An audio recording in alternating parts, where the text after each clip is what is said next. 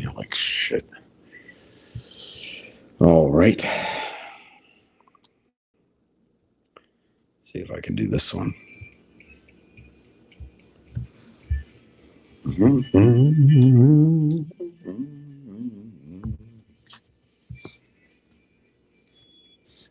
Go away from my window. Leave at your own chosen speed. I'm not the one you want, babe. I'm not the one you need. You say you're looking for someone who's never weak, but always strong, to protect you and defend you, whether you are right or wrong. Someone to open each and every door, but it ain't me, babe. No, no, no, it ain't me, babe. It ain't me you're looking for, babe.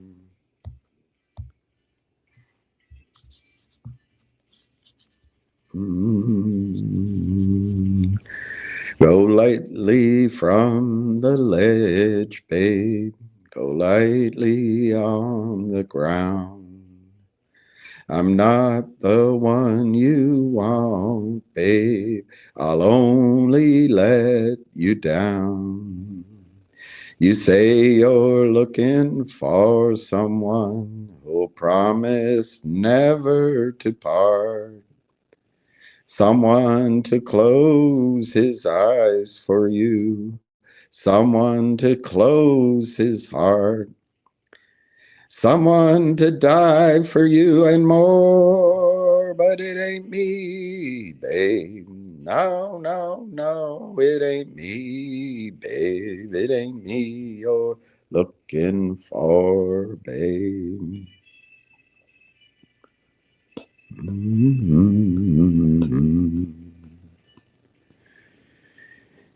You say you're looking for someone to pick you up each time you fall, to gather flowers constantly, and to come each time you call, and will love you for your life and nothing more. But it ain't me, babe.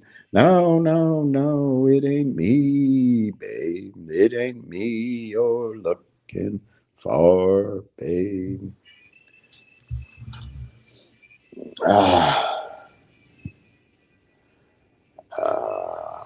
Dun, dun, dun, dun, dun. You say you're looking for someone.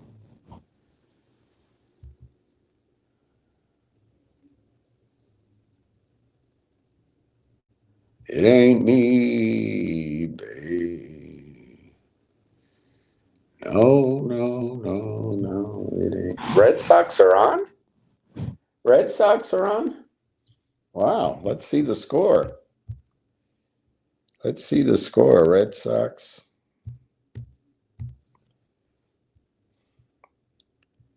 Playing the White Sox, 4-1, top of the seventh. Wow. Wow, wow, wow.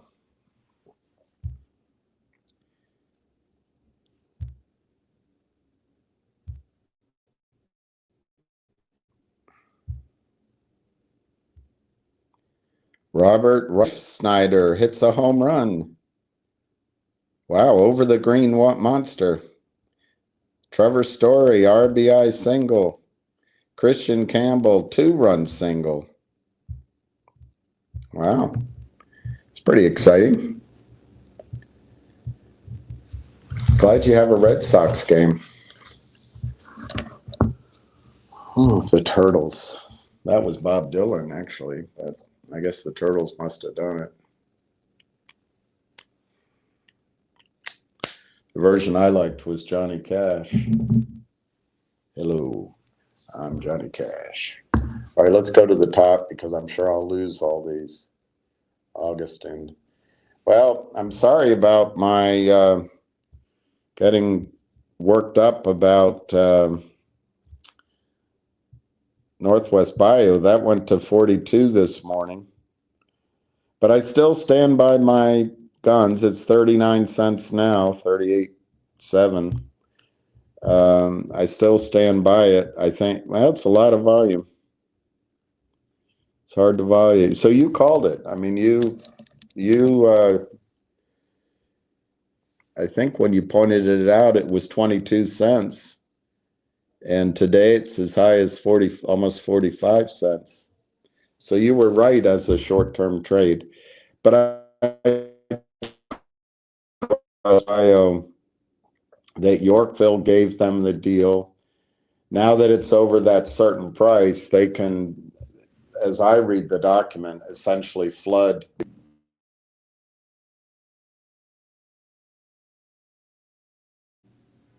Let me just see.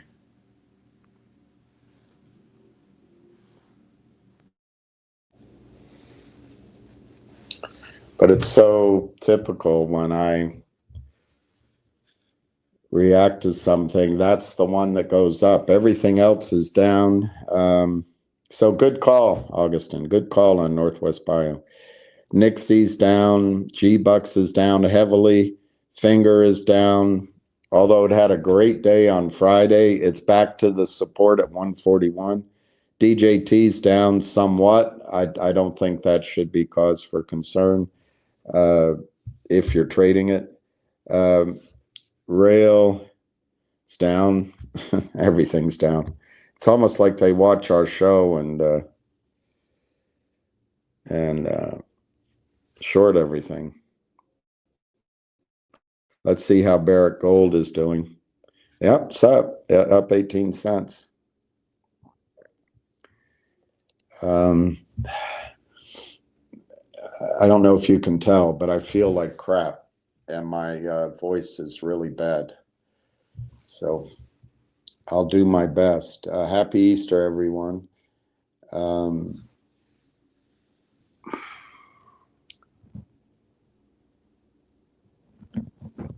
The Fed said they will not bail out Wall Street.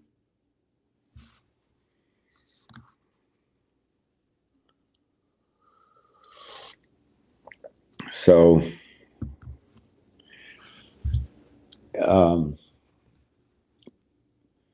my reaction to that, I guess, is two or three or four things. One, it's pretty good in the sense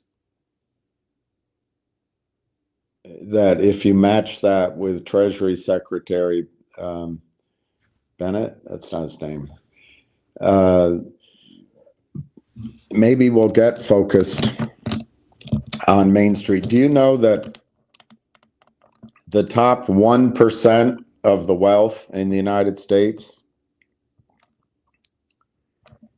is greater? The wealth held by the top 1% is greater than the assets held by the middle class. That's under Bush, Obama, Biden. It's Trump. It's really Trump. He's orange. Okay, Trump.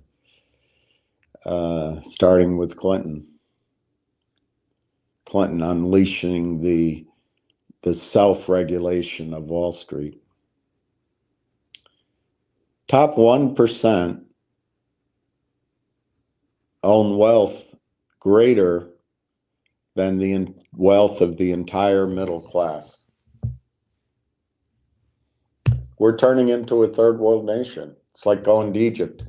Everybody you meet went to the same schools. They're all rich. Everyone else is just the great unwashed. But hey, that's our country as you find it today. The second thing is, I think Powell is political. He doesn't want to help Trump. And that says all you need to know about Jerome Powell. Third thing is the Fed is always wrong. It's a bunch of idiots. Fourth is I don't think the Fed should exist. But it does. Fifth, they have a twin mandate to keep employment up and inflation low.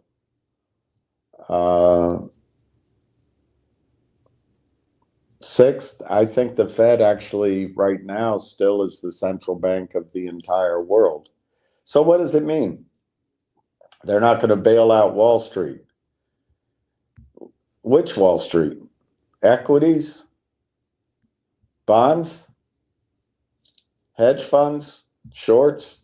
I don't know if he went on to say, but I think the scariest thing out there right now is the bond market.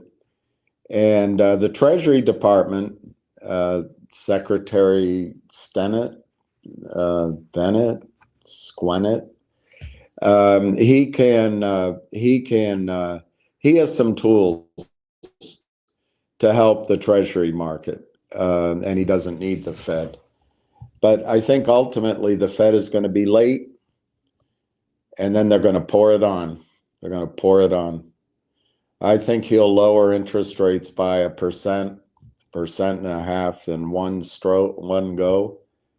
And he'll start QE. He's going to increase the Fed's balance sheet to 50 trillion. And around the world, it could all the central banks could be 100 trillion. They're going to try to bail this out one more time. And because we're human beings, I think that our muscle memory, if I can mix metaphors a bit, our muscle memory goes up, and we haven't experienced a crash. I mean, we've had crashes, but they've always recovered. So I think we'll believe the Fed can do it one more time.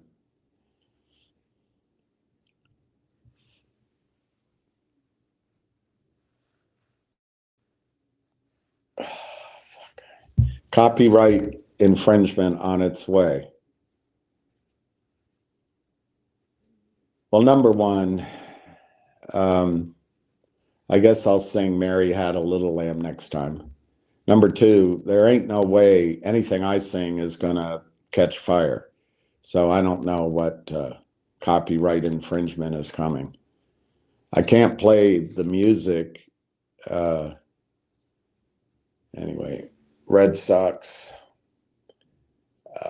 Hey, Donna. The Turtles. Hey, Donnie. Looks like Ham got booted off X again. Looks like Ham got booted off X again.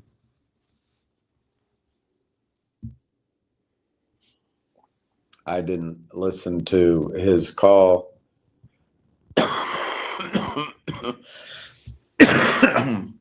I didn't listen to his call because I didn't know what was going on. What I would guess is I can't believe that they can keep selling. I can't believe the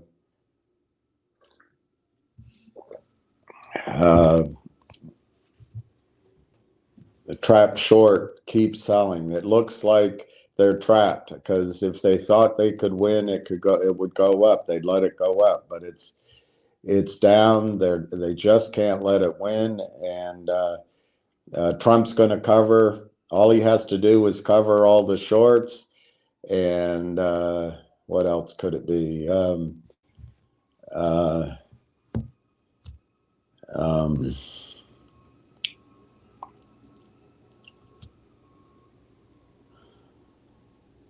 I don't know, things like that. I don't think he said anything that you haven't heard, but he says it with good enthusiasm, and maybe he'll come on here later. I don't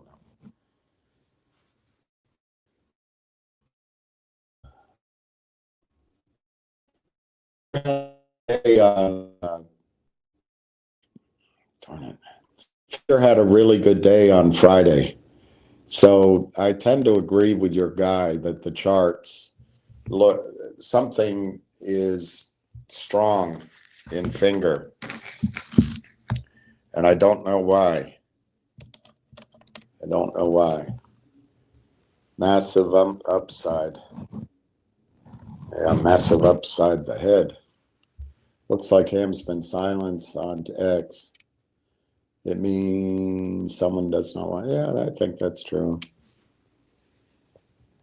Ham is back on, but he was hacked. That's true. He's got a new, I forget it now, but you can find it. Just look up Finger and he's there.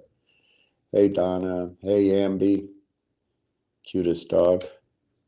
How would interest rates be determined if there wasn't a Fed?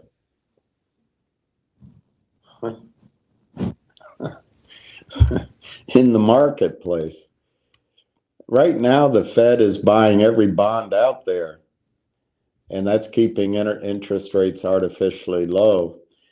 But there's look, everything's unpredictable. Everyone has an opinion about what's going on.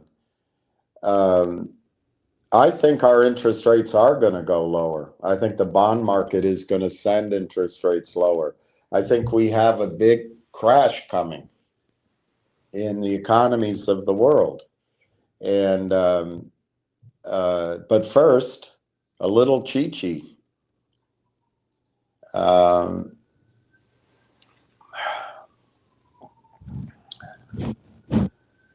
Ham has a new handle. Yes, he does. And I didn't write it down, darn it.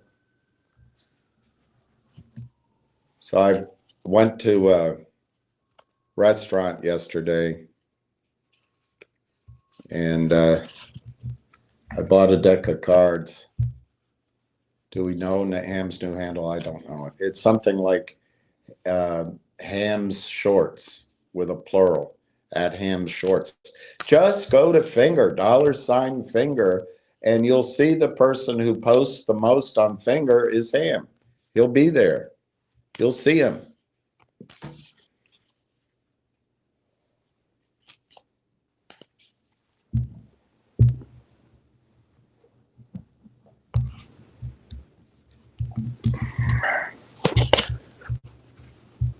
Oh, I don't feel good. There, Ham Naked Shorts. That's it. Thank you, JCap. Ham Naked Shorts. I like that idea. X-Pulse, I like that idea. Thank you, Marco. Ham Naked Shorts. Thank you, Diggy Kirk. Ham Naked Shorts. Oh. I don't feel, thank you, Wayne. I don't feel none too good.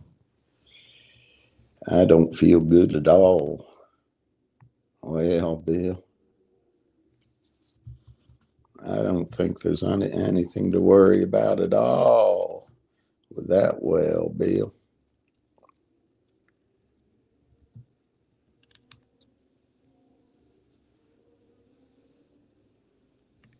Buyer's strike is tactically bearish.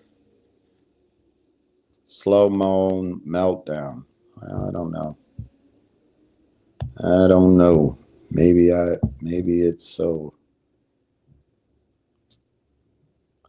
Miami housing market hit by breathtaking collapse in demand.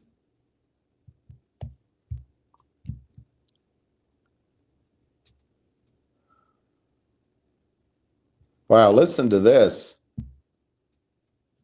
This is what Donald Trump said. He who has the gold makes the rules. He made it up. Don't you tell me somebody else said it first. He made that up. Gold has surged through 3,420. And now banks are saying it's going to go to 3,500. Where did you hear it first? For the first time ever this morning, many are pointing back to one of the golden rule of negotiating. He who has the gold makes the rules. Bessanet.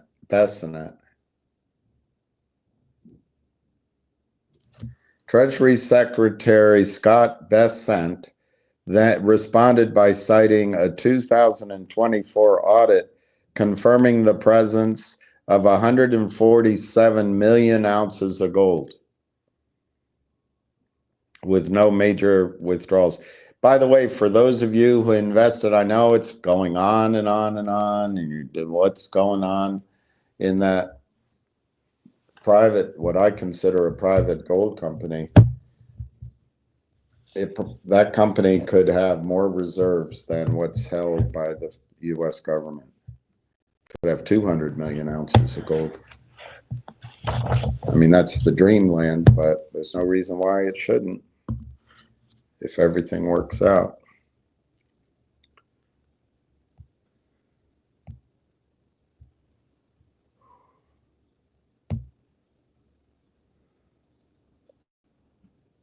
El Salvador works with NVIDIA.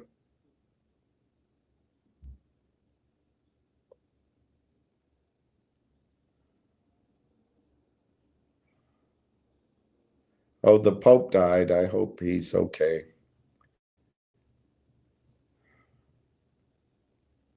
Gold to the moon.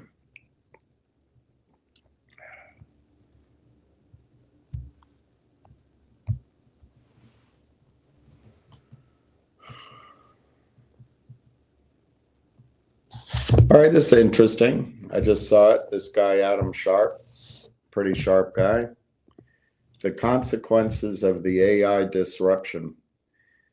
So we have 3 stocks that I think could have catalysts this week. Could it be next week or the following week? Sure. But I think the one I like the best is Railtown AI. But we have NIXX, who could have finally a push upward. And we have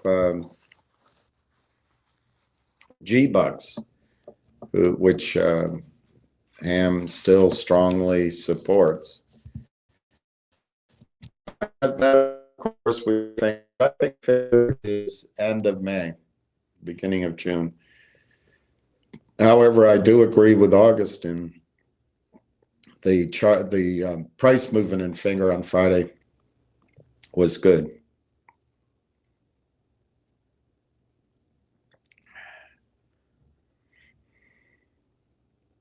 So this is an article by Adam Sharp, Consequences of the AI Disruption. AI is set to usher in a new industrial revolution. To prepare, I've been brushing up on past industrial revolutions, starting with the first one, which took place around 1750 to 1830. A few of the inventions from that time were steam engines, mechanized factories, power looms, stocking frames, and coke smelting. The adoption of these tools completely changed the world economy. Yes, but it was probably set up by the creation of the corporation, which first took place in Amsterdam, and then the cotton empire, England, but the rest, but cotton really, and anyway, power looms and stocking frames are all relative to the cotton. Most of these breakthroughs came from Britain, and Britain was the primary early beneficiary. Because of coke smelting and blast furnace technology, by 1850, Britain was producing 50% of the world's iron. Albion carefully guarded the secrets of this revolutionary technology. Exporting this tech was forbidden. Workers were sworn to secrecy, and factories had high security. Needless to say, Britain's economy was profoundly changed. A new class of barons was born. A lot of people were put out of work.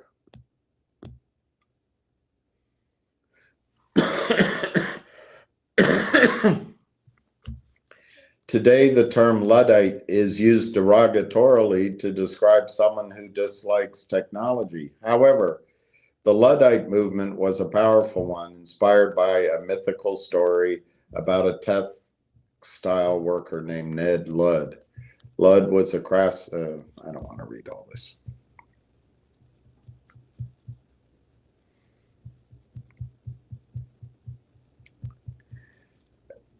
Basically, Britain lost its monopoly on these technologies. If AI turns out to be as disruptive as I believe it will, we may see a neo-Luddite movement develop over time. It would be fueled by people fed up with AI taking over their jobs and opportunities. We could see worker strikes, protests, and even civil unrest. It could get to the point where people attempt to sabotage GPU data centers. Many of us suspect that universal basic income will be the government's solution to the disruption. If enough people are put out of work, they'll simply hand everyone a small paycheck. But neither one of these paths is satisfactory. Fighting against technological advancement is a losing battle. Printing money to guarantee basic income is a recipe for inflation. If we hamper and regulate AI advancement, we'll quickly be surpassed by China and other global players. The only answer is to rapidly adopt these new technologies.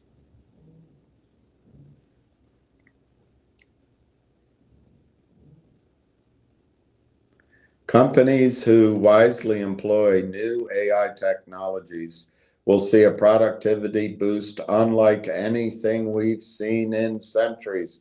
That's exactly right. It's always about the tools. Individuals who learn to harness these tools will become super productive. Companies and people who refuse to adopt to this new tech will find themselves falling behind. AI will lead to a far higher productivity and growth, but the adoption period will be challenging. That's where we are today. Stay tuned.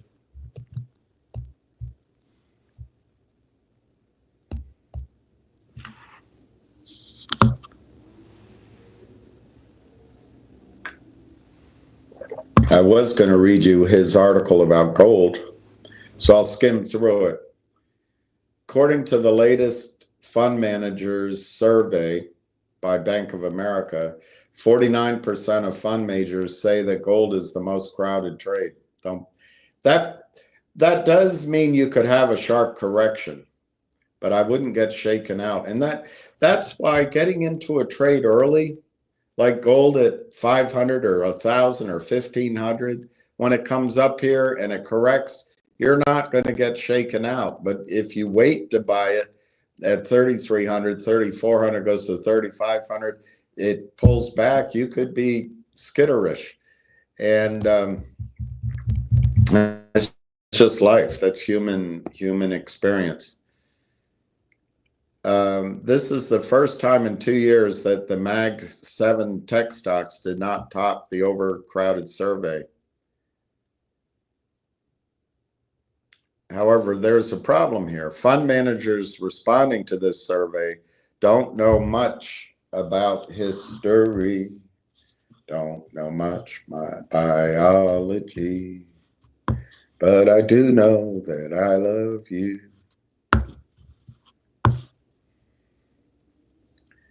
They don't know much about the gold market. My guess is they have not positioned their clients for the rise in gold. Gold is by no means a crowded trade.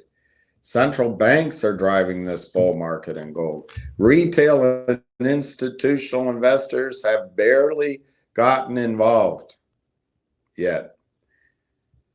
You can tell this in a number of ways.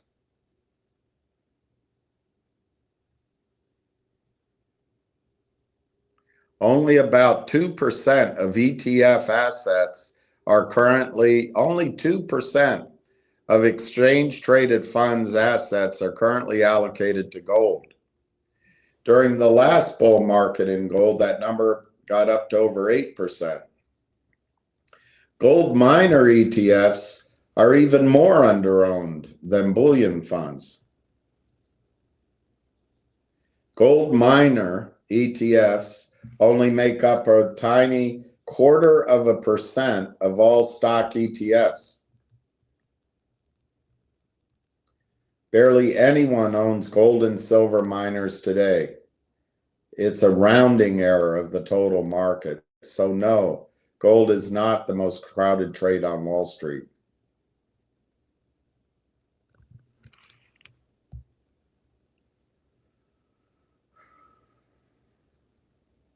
Since 2011, the last time gold had a run, the global debt burden is far, far larger. It's a far, far better death I go than I could ever have gone. The U.S. federal debt was 14 trillion in 2011. Can you imagine that?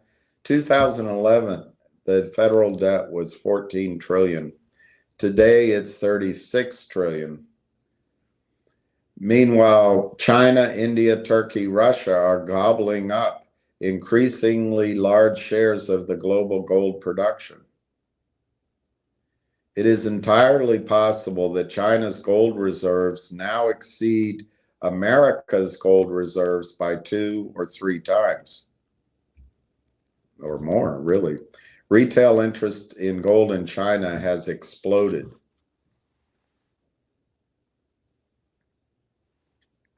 My point is it's an entirely different planet than it was in 2011. Mainstream asset managers have yet to get the memo, but they will eventually. For now, they see gold as a crowded trade because the price has gone up. They have no idea that the central bankers are the ones doing the buying. This is the ultimate insider signal, when the guys who run the fiat printing machines are the ones buying gold. The fact that central bankers are doing the bulk of gold buying is important. First of all, they're unlikely to sell it any time in this century. When a central bank makes a change in its policy, that change in policy lasts a few decades. When the mainstream investors do catch on and begin to digest the magnitude of our situation, the move in precious metals will be absolutely explosive. All will rush to buy bullion and miners so they can respond to their clients' inquiries. Well, of course we own it, of course. We're smarter than the fellas down the hallway. We already bought it. A rotation out of traditional stocks and into precious metals and miners has begun. I agree with that. But it's not anywhere near a crowded trade. However, in the very near term, it does seem like gold is due for a break. I agree. I think it could pull back. I see it pulling back to 3,000 or a bit lower, he says, and then continuing higher to 4,000. But who knows? Buy on dips, not necessarily sell at all on rips. Oh, Ham got hacked. Is Ham coming on? Buona Pasca.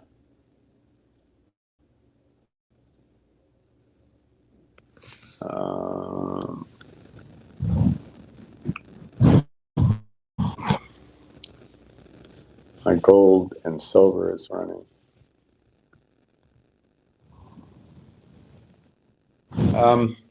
Pete, the other day I reacted to, I think it was August, and pointing it out at 22 cents and it went to 45 cents today.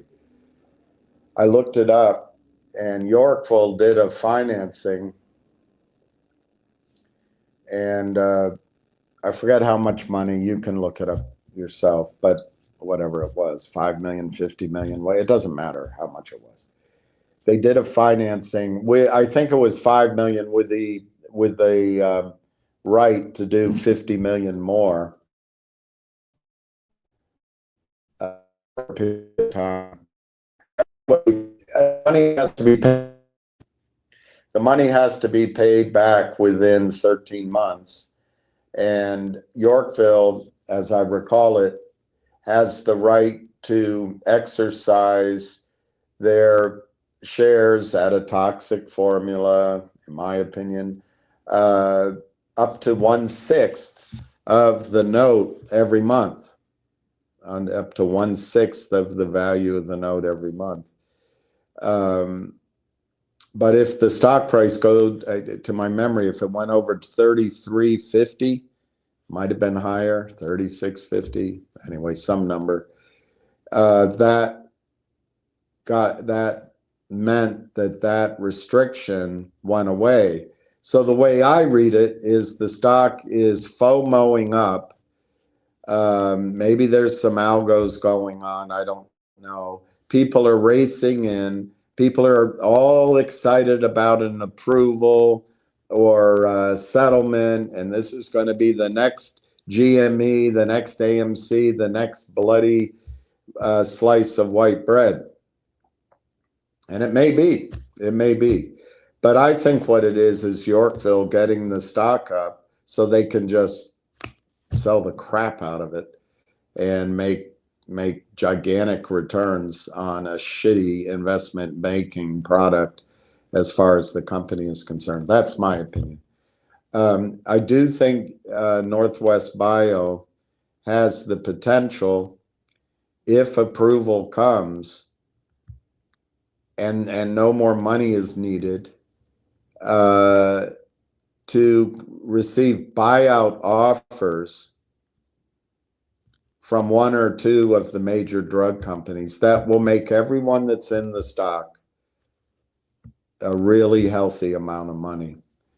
But I think anyone trading it for a squeeze, I mean, it's possible, I guess, if there's a takeover, there would be a squeeze that day or that week. But it just quickly they stop trading for the takeover. I don't know. It's possible.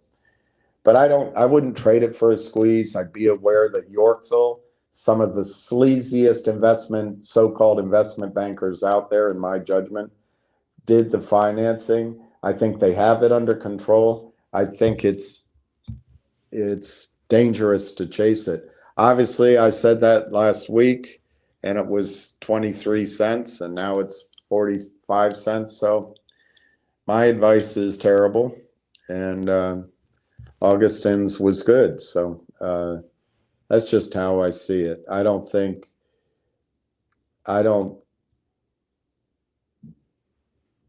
Obviously, approval would be a reason for the stock to go up.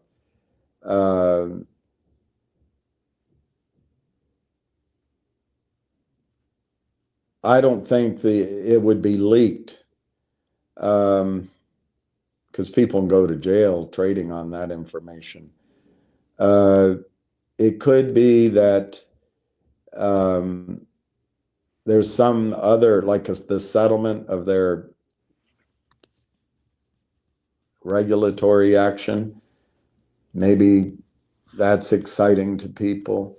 But I really think this is just Yorkville pumping the gas to get everybody in, and then they're going to pull the rug out. But I could be wrong.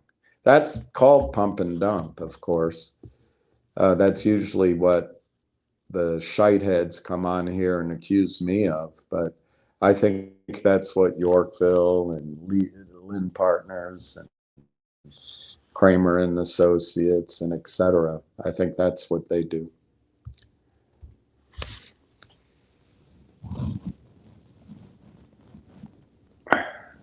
Hey, Red Pepper Ronnie. Why is Ham's X account restricted? I have no idea. I really don't care. I think you know Ham by now. Ham pushes the boundaries. He never quits. He posts everything, and sometimes he says F-U-C-K, or sometimes he says H-A-N-G. You know, I don't know. Does it really matter? Do you think you found the secret of what's wrong with Ham, that he's suspended, restricted? I don't think so. We've been through it several times. At this point, I really don't want to get caught up in the drama of it, but he did set up a new account, and he is posting on that new account, and it's listed up above.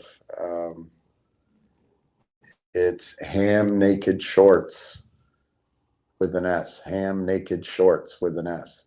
So he was temporarily restricted on what, his third or fourth account? Now he has a fourth or fifth account that's up and running. At Ham Naked Shorts, Chicago. It's at Ham Naked Shorts. All right. I have no idea why it's restricted, and I don't really care. Why don't I care? Because it happened before, and I don't think it's worth trying to figure out. It's probably something he said, and you want to know what it is. I don't know. I'll ask him when he calls in.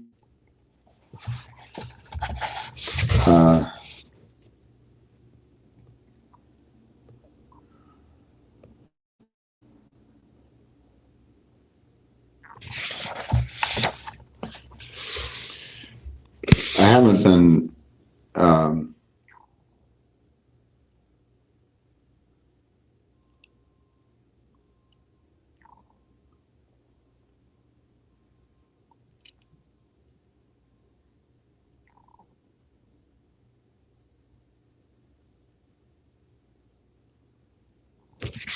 I wasn't feeling well, so I had a chance to read a little bit and to sleep, watch movies. And I read David Morgan's newest book. I only got about a third through it. But it's 8 years old.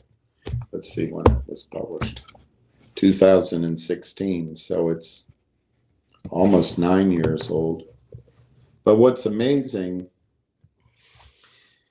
and so people can say that, well, sorry, that gold and silver, oh, these guys are wrong. They make these predictions, and it's 8 years later. You can say that. Or you can recognize that since he wrote this, I personally think Trump's policies some of them made a difference when Trump was in charge. And then we had the guy that belonged in a home just printing money. All of the females in his his administration buy into this modern monetary theory. Well, we can just have it. I mean, if it's unfair, let's just give some money. Let's print some more money. Hey, we can give them some money, and let's have some income over here, and let's lift these people up by their bootstraps. Let's just give them money. Well, I mean, you can, if you believe that works, I think it's just insane thinking. But if for some reason that makes sense, I guess you can go along with it. But what it did, I think, was extend the plateau and allow the banksters to continue to manipulate. Remember, what you have is you've got two parties, as I see it. One is China, who wants to own a lot of gold. If we leave it at gold, you can add silver and the rest. But when it comes to making a new Bretton Woods, they want to be the king at the table with the most gold, like Trump says. And it was Trump made it up. You can check it out.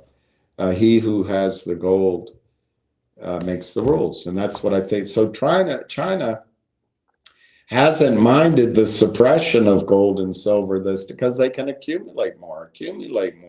We go around in our TikTok haze and our hate Hillary, hate Trump back and forth. And we're just oblivious to what's going on. So anyway, one party that I think is trying to milk this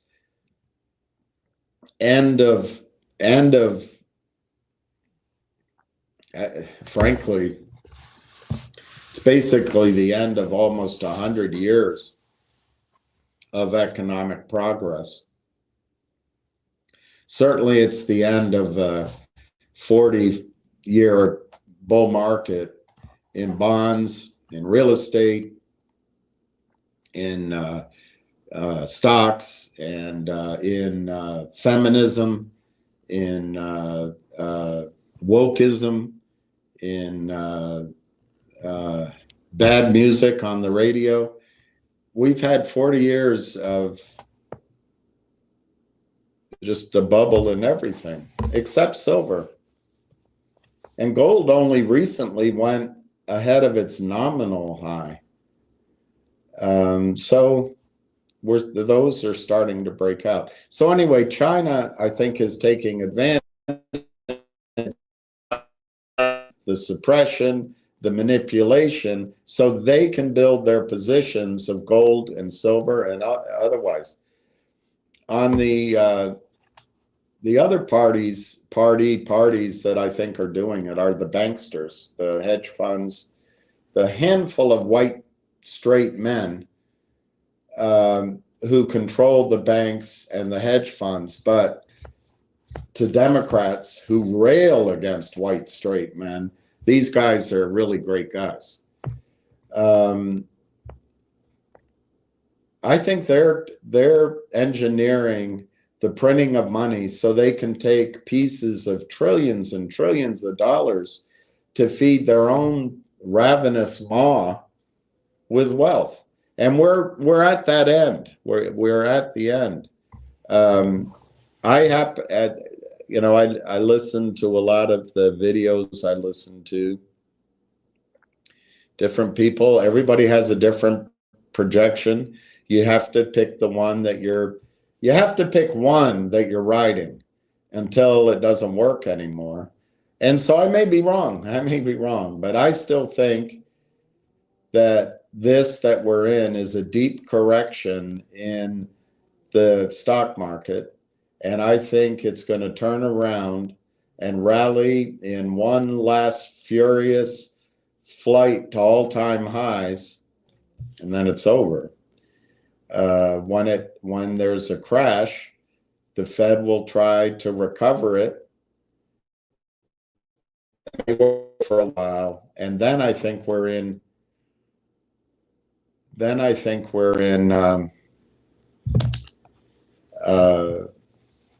Decades of a new situation. But the good news is, even if you miss out on gold, even if you miss out on silver, there's going to be some mining stocks who become blue chip stocks.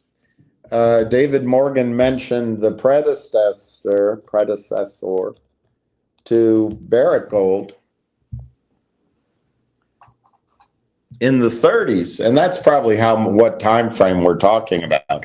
We probably have 5 or 6 years of adjustments and all that. But what scares me is everything speeds up. Every idea goes to put your pants back on. It's amazing. It's just amazing. Everything's at hyper speed now. But the predecessor to Barrick Gold, I forget the name right now, Homestake or something, became a blue chip stock, and it paid out hundreds of dollars in dividends. And I think we'll have a chance to benefit from all that.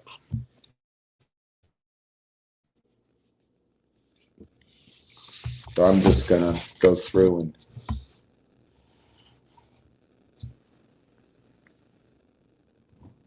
Shills piss off William.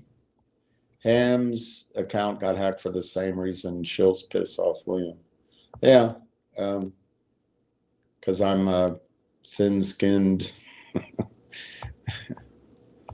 Yeah, okay, Cooper's human. Cooper, you better bring these men in alive. I need them alive. I give up, Augustine. I don't think my show's ever going to catch fire. That's right. It's not why I do it. In a surprising development, the U.S. securities. Woo-hoo! Woo-hoo!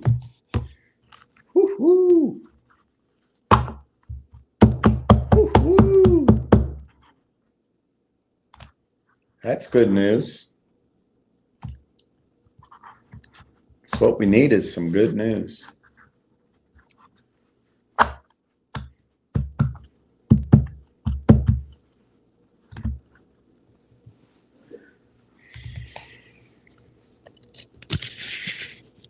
I want to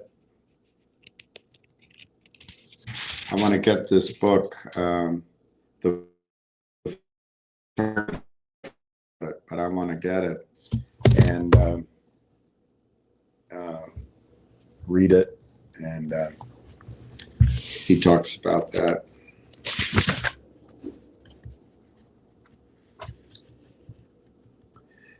But a certain number of bankers, financiers, government employees, and politicians nowadays, this was written 8 years ago, nowadays seem to exist, not to help others, but simply to line their own pockets. And the reason I'm doing this is to try to help others. I don't know if it's any help at all, but that's why I'm doing it. So these bankers, financiers, government types exist not to help others, but simply to line their own pockets. When they break the law, oftentimes on an epic scale, which is what's going on in the securities markets, they seldom go to jail or even pay a fine commensurate with their misdeeds. If forced to account publicly, they blame someone else. Even in the rare instance when they do take responsibility, it's only a parking ticket. Throughout history, a display of this kind of attitude has never been helpful in maintaining social cohesion or encouraging peaceful relations with the rest of the population. Something has to give, and it will.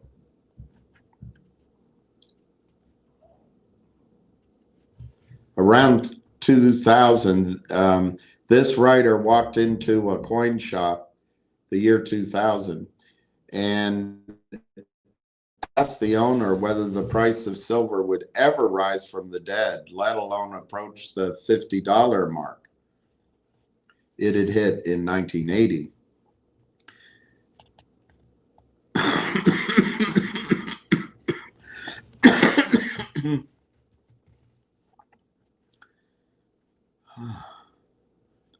And there was an article there about the rogue wave and hurricane. And that's why he wrote this book, another book, and that's why he followed up with this book. We've had two big legs up in silver. First to $22 in 2008, then to just under $50 in 2011, with gold exceeding 1900. Remember, this is 8 years ago.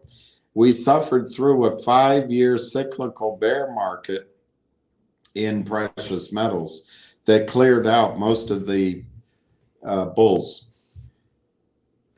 now it looks like we're going to see the third and biggest upside move of all. And you could say, well, he called this in 2016. Here we are still in 2025, beginning of. He's an idiot. He's wrong. I see it differently. I think it's overdue. So to me, this is even more urgent now than it was in 2016. On the way, gold will play tag team, causing silver to make its own image moonshot. As for the mining stocks, well, many of those are going to have an outer space price launch that may create a record book of its own. At this point, we don't know exactly how high they will go or how long it will take, but it doesn't matter. If you can take a big chunk out of the middle, in other words, when you're doing trades, you don't have to be the first one in. You don't have to be the last one out. Just take a big chunk of the trade out of the middle, 60%, 70%, 50%. Just take a big part of the move on the way up. Get out. You have to leave enough on the table for the next guy or girl to make money.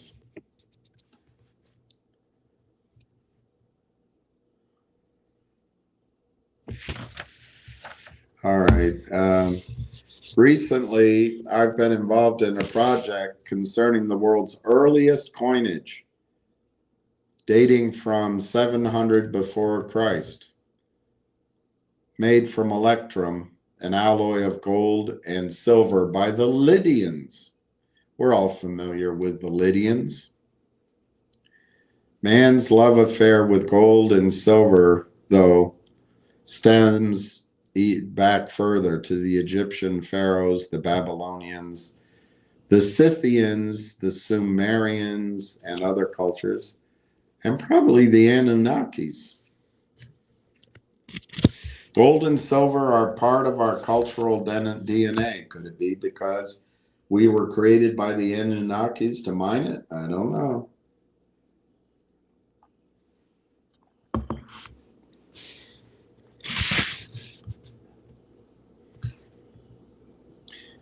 It's not different this time.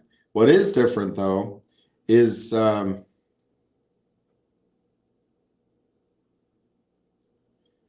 don't know this analogy. The current cloud seeding by governments and the deluge of fiat money drenching us will result in unprecedented precious metal investment opportunities never before experienced in all of modern history. Today, we see a parade of ad hoc fixes being trotted out by governments for fiscal dilemmas without any long-term plan. The only objective is to provide some quasi-stability while the governments stay in place. I'm just... this is written by Dr. Keith Barron as a forward to David Smith and David Morgan's book, Second Chance. Janet Yellen cannot undo 5,000 years of history, even if the Western economists of today are buying into John Maynard Keynes'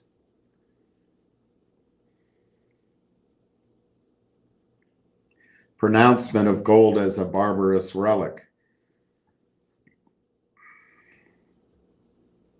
Other cultures didn't get the same memo. My own belief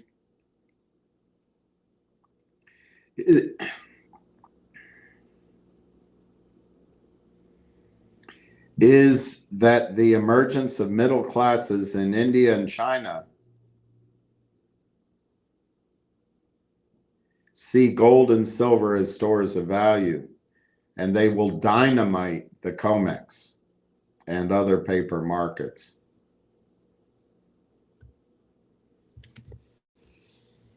There'll come a time when the we buy gold shops in the West, we buy your gold, have drained almost all the gold and sent it to the East.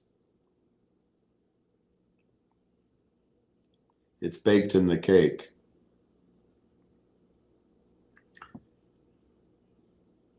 All right, there it is. There's the quote I looked for this morning. As my late father advised,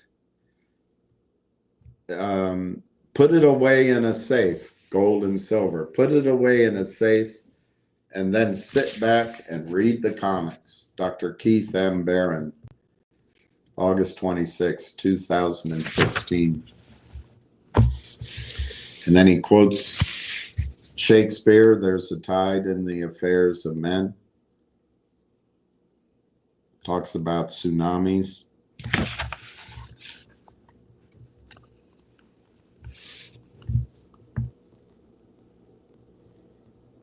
I've talked to you about that, how there's going to be an energy in the panic, and then the panic will dissipate like a tsunami or a hurricane. And if you have silver and gold and you're prepared, you're going to be in the best position afterward. He talks about tsunamis. I'm not going to read all that.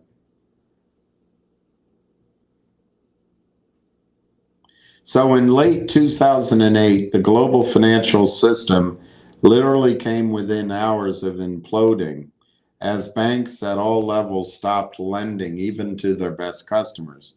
Major financial institutions teetered on the verge of bankruptcy.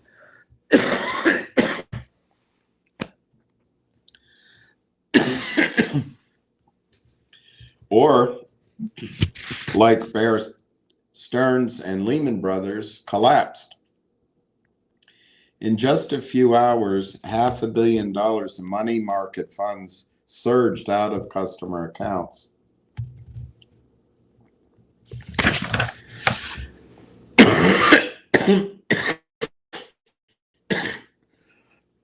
I'm so sorry. I'm so sorry. The Guardian said that the neoliberal economic orthodoxy that ran the world for 30 years suffered a heart attack of epic proportions. Not since 1929 has the financial community witnessed 12 months like it. Lehman Brothers went bankrupt, Merrill Lynch, AIG, Freddie Mac, Fannie Mae, HBOS, Royal Bank of Scotland, Bradford and Bingley. Yeah, I miss Bradford and Bingley. Fortis, Hypo, and Alliance and Leicester all came within a whisker of going bankrupt and had to be rescued. Western leaders who for years boasted about the self-evident benefits of self-regulation, thank you, Bill Clinton, had to sink trillions of dollars to prevent the world banking system from collapsing. The ramifications of the banking collapse of 2008 will be felt for years, if not decades to come. That was The Guardian. The Big Short was an office success. You've heard about us. Greenspan, known as the Maestro. My girlfriend gave me that book. I couldn't finish it. So much crap.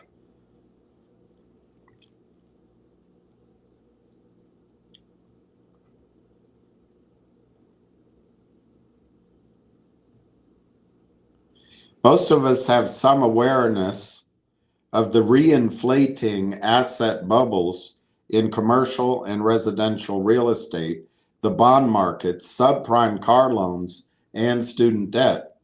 While this is going on, Japan's central bank has become the primary customer for purchase of negative interest-bearing bonds.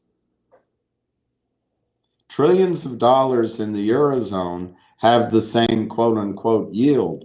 Amazingly, this circumstance is a first in recorded history. Europe's largest bank is on the ropes. Italy's banking sector stands at the edge of a cliff.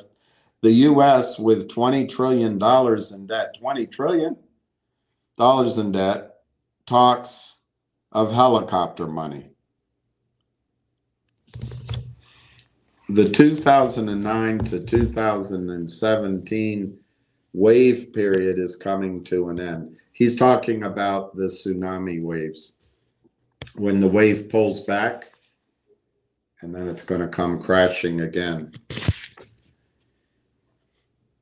We've seen that a given tsunami may not consist of just one wave, but several, with successful breakers becoming larger and more dangerous than the ones which preceded it. The idea of the big wave coming out of nowhere, which catches people by surprise, disorients, and then sweeps them and their material goods into oblivion, is a fitting analogy for what faces us as we look at the current global financial landscape. And again, you can say, hey, he wrote that in 2016. It didn't happen. I think they've just pulled the rubber band further. So the snapback's going to be even worse, whatever analogy you want to use. It's just going to be more dramatic. But we can, as understanding of how human nature operates when faced with a sea change is critical if we are to prepare for, take advantage of, and successfully ride such a monster.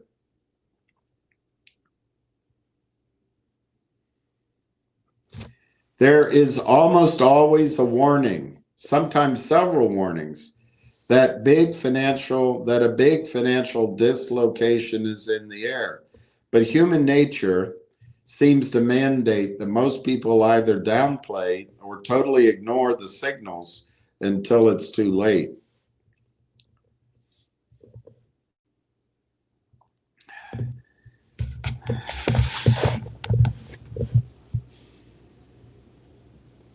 So he talks about the Soviet Union collapsed in 1980, paid off its debt, now boasts one of the largest gold holdings of any country.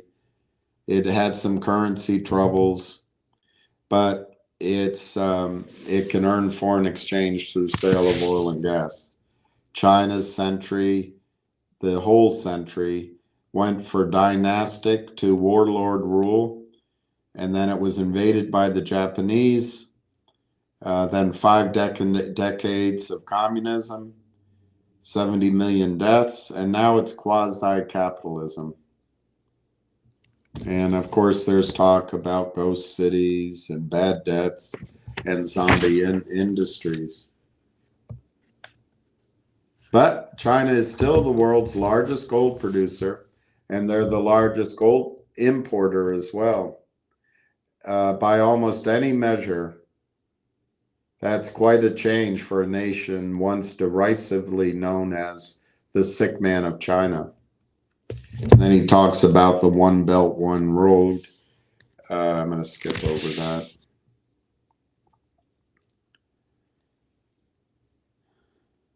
Political tension will increase as China challenges the supremacy of the West. This will cause a concomitant increase in the demand for gold and silver for use in trade, savings, and as a possible underpinning for currencies and layers of derivatives.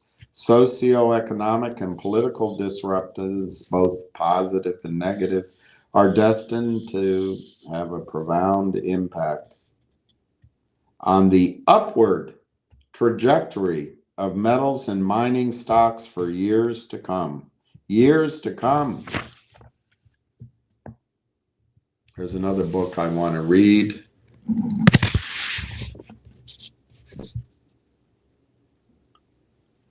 He talks about the Silk Road. He talks about Jim Rickards.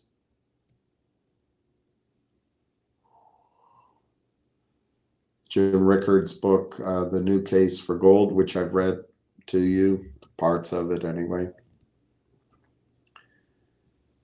Oh, God. Here's what Rickard says in the new case in one paragraph, which he picks out. The time to act is now. A new crisis is a mathematical certainty, but I can take it further. What you don't hear is this will be exponentially larger than any financial panic in the past. The next time, the Fed is going to be in trouble. They are already insolvent on the mark-to-market basis. Each bailout gets much bigger than the one before. The Fed has a 10-foot seawall. They're going to be hit with a 50-foot tsunami. A financial paradigm shift is underway. What's beginning to take place in one specific investment sector as these mega events play out is the subject of this book. Again, this is written by David Morgan and David Smith. It's called A Second Chance. You need to prepare now. This destructive seismic apparition heads for landfall. You have the opportunity to ride it with confidence while others stand rooted to the spot. You can take steps to protect your assets the way people have done for thousands of years. Only now you'll be armed with the technology of the internet, newly developed trading platforms, and effective analytical tools. You can emerge from the destruction of the old financial order with resources to help build the new one. Then he quotes Richard Russell, who I used to read. He's dead.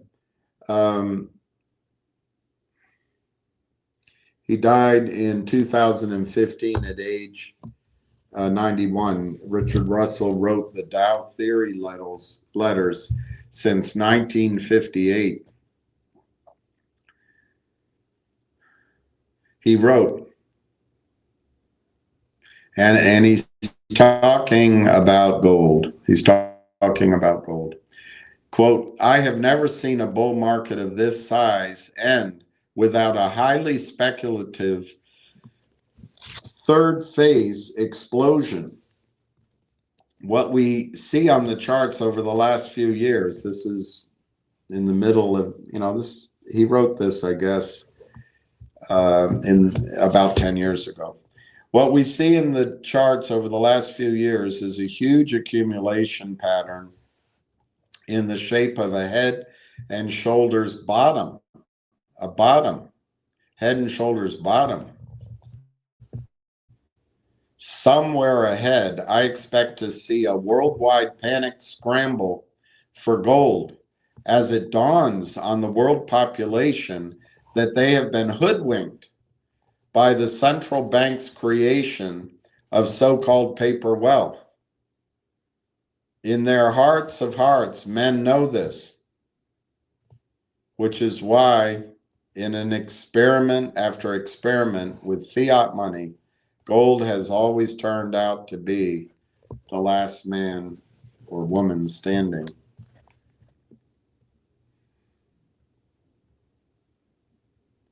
So this book states, I know it's 8 years ago, we are in the intermediate to late stages of a massive secular up move in the price of gold. Secular means it is the trend. Secular means generation. Secular means a decade, 2 decades. Secular means it is the flow, and all the other trading goes against that flow, up and down, cyclical. So secular, we're in the intermediate to late stages of a massive secular up move in the price of gold, and especially in silver. It is important to understand what has taken place in the fundamentals of these markets since the last bull run ended in 1980. 1980. And get a clear picture of the changing environment. And then he goes on to the case for silver, which I will skip for now. We can discuss the case for silver another time.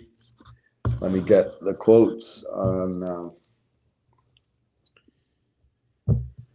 Let me get the quotes. Oh God, I feel sick. Railtown is down a penny at 29 cents. I think that's a screaming buy opportunity. Northwest Bio is up 3 cents at 38 cents. Personally, I think it'd be a chance to sell the RIP, but I've been totally wrong. NIXX is flat at $1.44. I think NIXX owes us some news. Could it be this week? Sure. What if NIXX went to $5, $6? That's 3 times on your money, 4 times on your money. I think it could happen. It's a prediction, not a promise. GBUX looks like it's the sick man of the forest. It's down 53 cents. Pretty high volume, 71,000 shares. And they've gotten it back down. Personally, I don't much like how GBUX is trading, but I do think I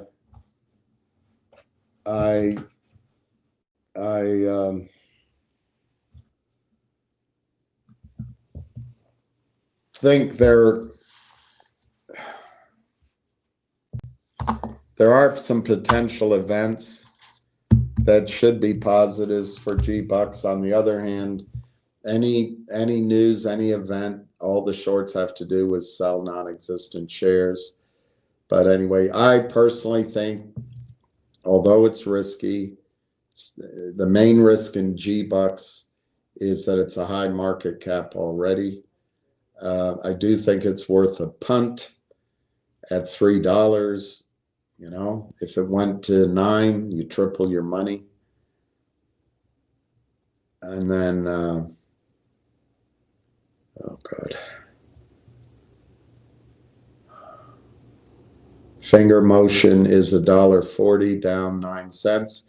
Again, I think that $1.40, $1.41, $1.42 range was resistance. It's now support. And it's a lot of volume today, 274,000. I think it's a pretty good actin, fast actin, tenactin stock today. It looks all right. If you buy it, maybe you have to wait 4, 5, 6 weeks. It could be sooner, but I think Finger has a double in it for you. It's nice, and maybe more. And then just look at DJT. That's down. I think that's got to be a trade. That's got to be a trade. All right, let's see the handful of comments you have. Gold up 90, silver 13 cents. Yeah, see, Winged Wolf, you got it. The short is massive in silver. Let me show you. Let me show you something if it's here. All right, I'm probably going to lose some of the quotes there, but let me do this.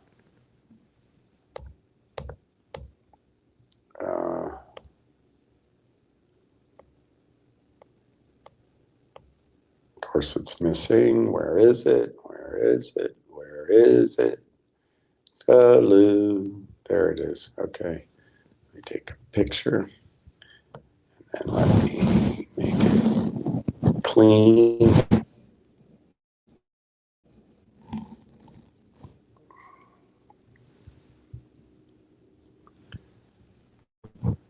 All right. Let me show you something.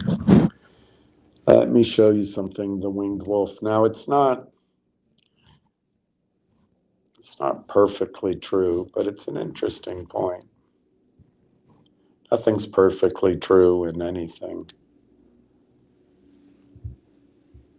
Everything's in a context. All right, just takes a little while to load up.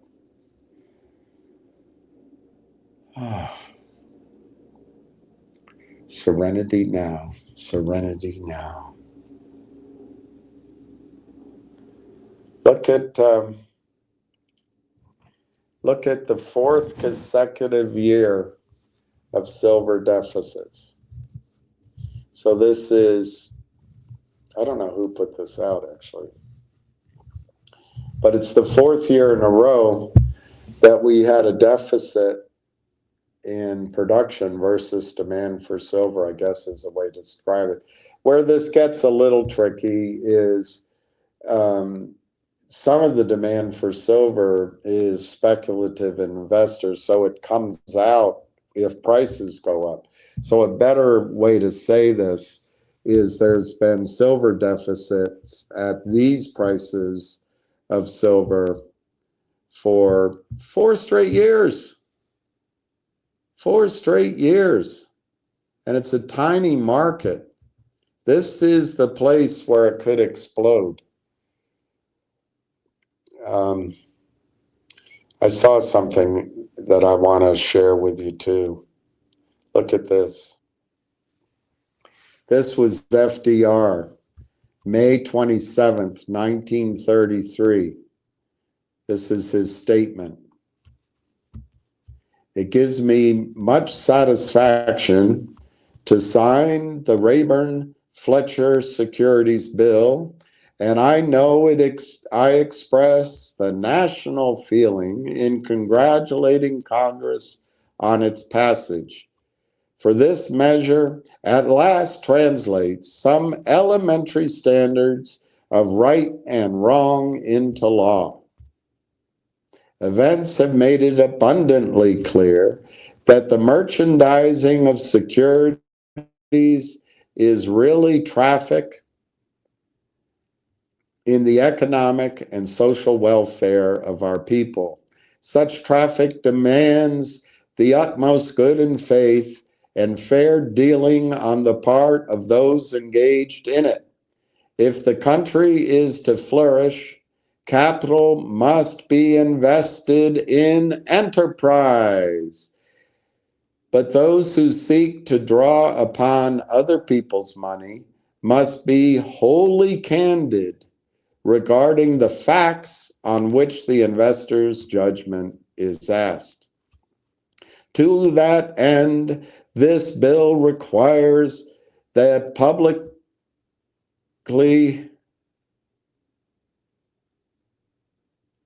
the publicity necessary for sound investment. It is, of course, no insurance against errors of judgment. That is the function of no government. It does give the assurance, however, within the limit of its powers, that the federal government will insist upon knowledge of the facts on which alone judgment can be based. For example, we don't make any settlement in any trades. The new law will safeguard against the abuses of high-pressure salesmanship in security flotations. It will require full disclosure of all public interests on the part of those who seek to sell securities to the public. The act is thus intended to correct some of the evils which have been so glaringly revealed in the private exploitation of the public's money. This law and its effective administration are steps in a program to restore some old-fashioned standards of rectitude. Without such an ethical foundation, economic well-being cannot be achieved.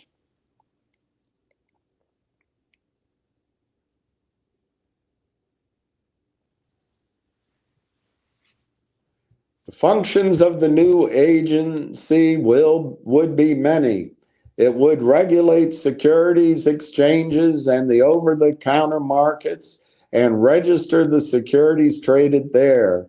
It would have the power to scrutinize members of exchanges and issuers of securities by demanding statements from directors, officers, and stockholders. The amended legislation was not as liberal as the framers of the act had hoped. Some stock exchange practices that original drafts had prohibited were now simply subject to study. This is when he signed it. This isn't his statement anymore. So as he signed it, June 6, FDR signed the act. At one point, Roosevelt asked Pecora, "Ferd, now that I have signed this bill and it has become law, what kind of law will it be?"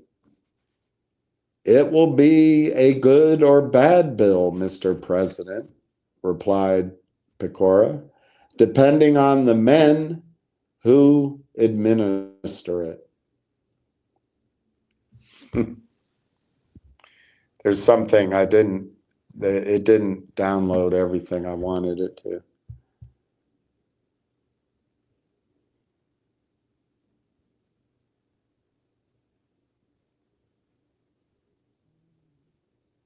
Anyway, he put Joe Kennedy in because Joe Kennedy was the king of stock pools. And Joe Kennedy, he figured Joe Kennedy, he knows the crime. He can regulate it. All right, GBUX down 50 cents. Ham is back on.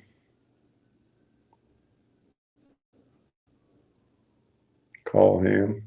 I can call him.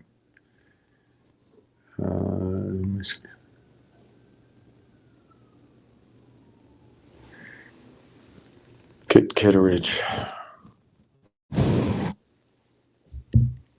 Magoo, DW to squeeze plays. Be flexible. UVX is back for another down step. If countries find out how many may own the same bar, gold reprices 25K. Well, I don't know how the countries are going to find that out, but you're right.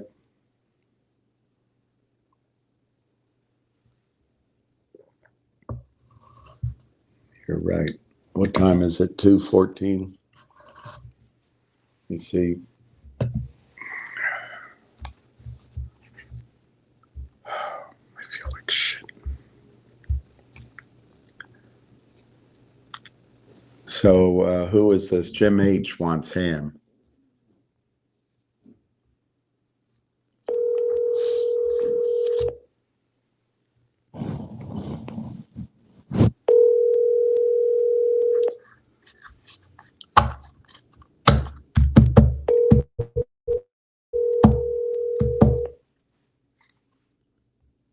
He didn't answer. Answer.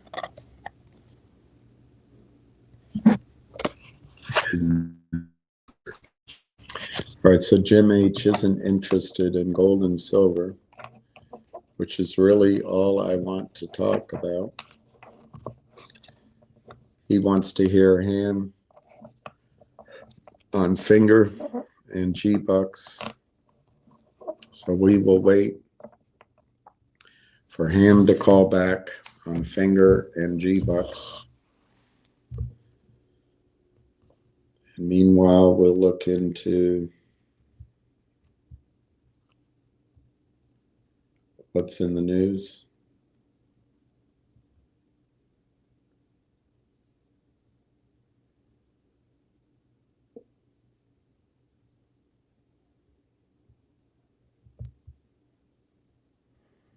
So where did Christina Nome shop for dinner and she lost $3,000? I don't believe her.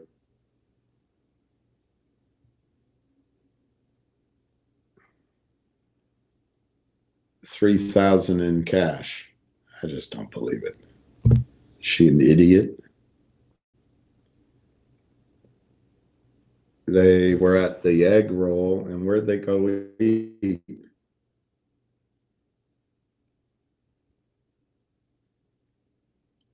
They don't say what restaurant. I don't believe it. Nobody's going to steal her purse at a restaurant she'd go to.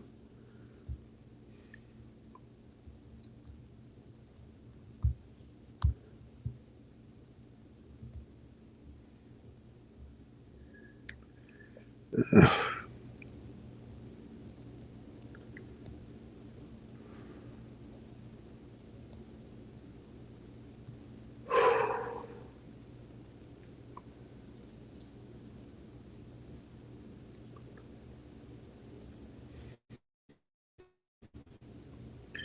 right, here's an article, Gold to the Moon.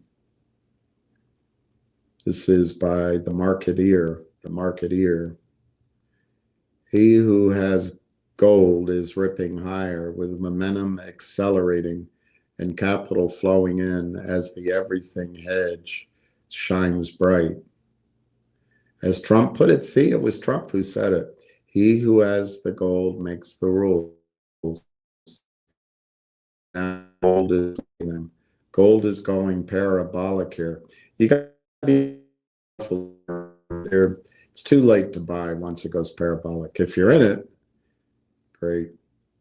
You got to wait for a pullback, I think. Gold has left the 50-day behind, not to mention the 200-day. Last time gold traded this much above the 200-day moving average was in 2020. It overshot by 25%. That decoupling was eventually followed by a 3-year-long sobering up phase.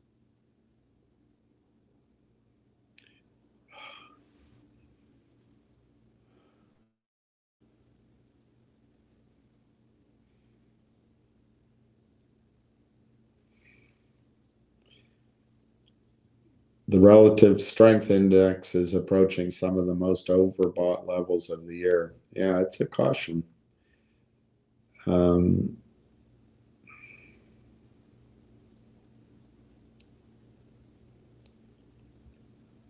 It's not much of a post.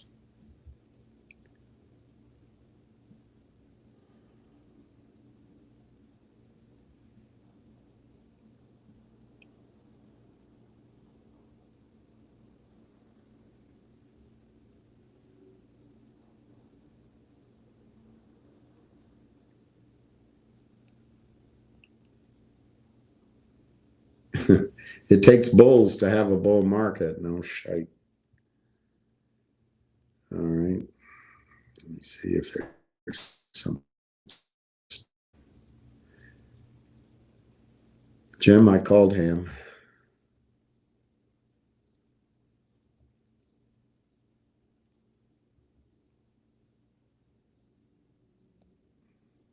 I don't know if you can talk about that, so I'm not going to. It's a cover up. It's a cover up. I feel like shit.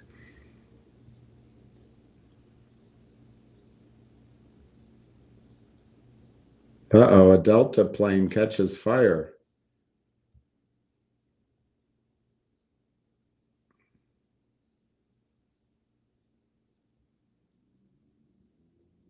I wonder if the pilot was a woman. Just kidding. Just kidding. Just kidding. Just kidding. Just kidding. You know, the people working on the ground were all men.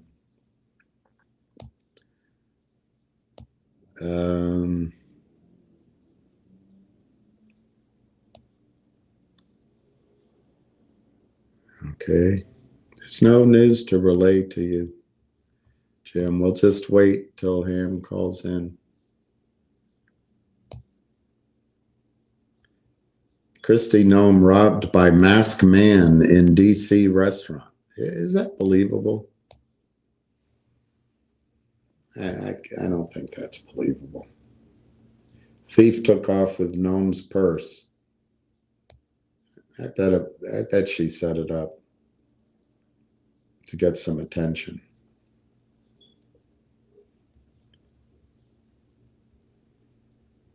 Here are the leading contenders for the Pope. Cardinal Luis Antonio Tagle, the Philippines. Yeah, that'd be a pretty good one. That's where the future lies, in Asia. Cardinal Pietro Parolin, Italy. I bet they go back to an Italian pope. Cardinal Jean-Marc Aveline, France. I don't think they'll go to France. Cardinal Mario Gretsch, Malta. He's for LGBT. I don't think he'll get anywhere. Cardinal Juan Jose Omella, Spain. I don't know about España either. Cardinal Joseph Tobin, USA. USA embraced LGBT inclusivity. No, Cardinal, you ain't doing it either. Cardinal Matteo Zuppi, Italy. Francis-style populism. Well, there's two Italians, could be. And then Cardinal Wim Ejik, Netherlands, Orthodoxy. They could turn to him, Netherlands. Here's the one I think it might be. Cardinal Fridolin Mbongo Besungu, Congo. An African cardinal who rejected Francis's endorsement of blessings for same-sex.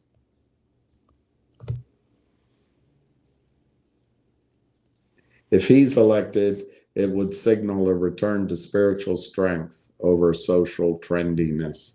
I think that's the guy it's going to be. Cardinal Fridolin Mbongo Besungu.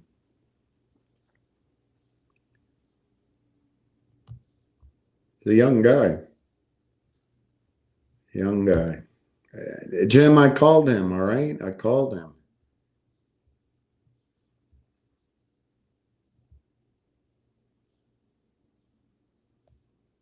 Just waiting for him to call back.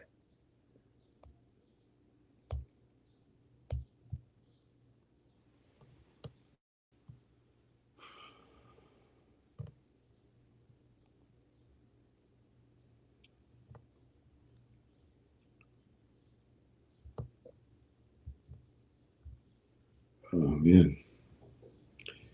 Pope Francis dead at 88 after 12 years as the progressive head of the Catholic Church. These are the top contenders to replace him.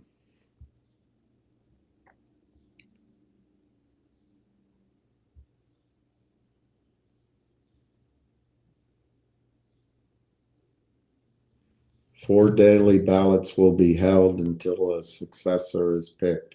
After 30 ballots, the top two candidates will be the only ones allowed. And then who gets 2/3 becomes the Pope.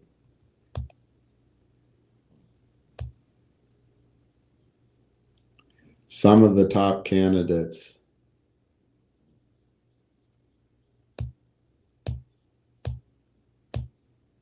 Cardinal Luis Tagle, 67, from the Philippines, said to be a protege of Francis, but may have lost favor after the discovery of alleged shortcomings when he headed Vatican charity Caritas Internationale. Wide opinions, very open opinions on issues such as communion for non-sacramentally married couples and homosexuality. It's going to be tough, I think, this time. Cardinal Pietro Parolin, the Vatican Secretary of State, who is Italian, has some conservative positions, but also backed collaboration between the church and communist China. He's a diplomat. I would give him a chance. He's Italian. Cardinal Jean-Marc Aveline, 66, from France. He's a favorite, scholarly and affable. Masquilalo called him dangerous contender for the papacy. He said Aveline is particularly appreciated in left-wing ecclesiastical and political camps. He's for decentralization of the church. I don't think he's going to get it. Cardinal Wilhelm Jacobus Eich, 71, a physician and theologian, adheres to Catholic doctrine even when it's unpopular. I think that could be it. Does not back the ordination of women. That's what we need. Women as priests so they can shake that up. Cardinal Malcolm Raneth, 77. He's the Archbishop of Colombo, Sri Lanka. He would elevate a nation to the papacy and install a man for the poor and the environment. That would be an interesting one.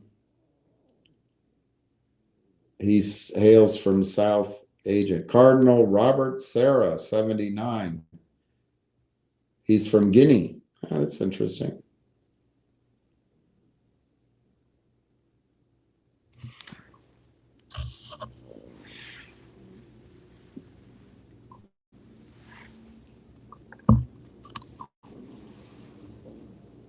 He's unordained, though. That's interesting. I don't know why they picked him. Could be one of those two guys. Who knows? We'll find out.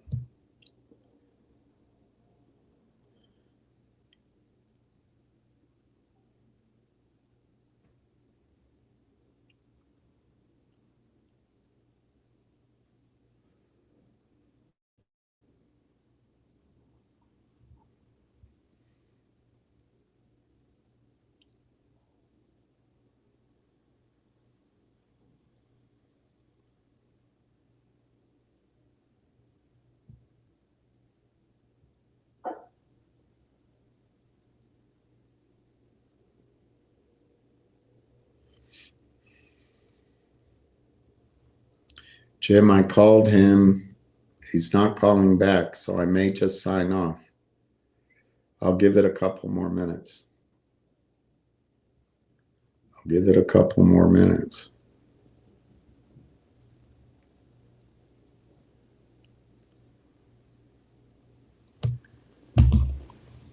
Oh, gosh.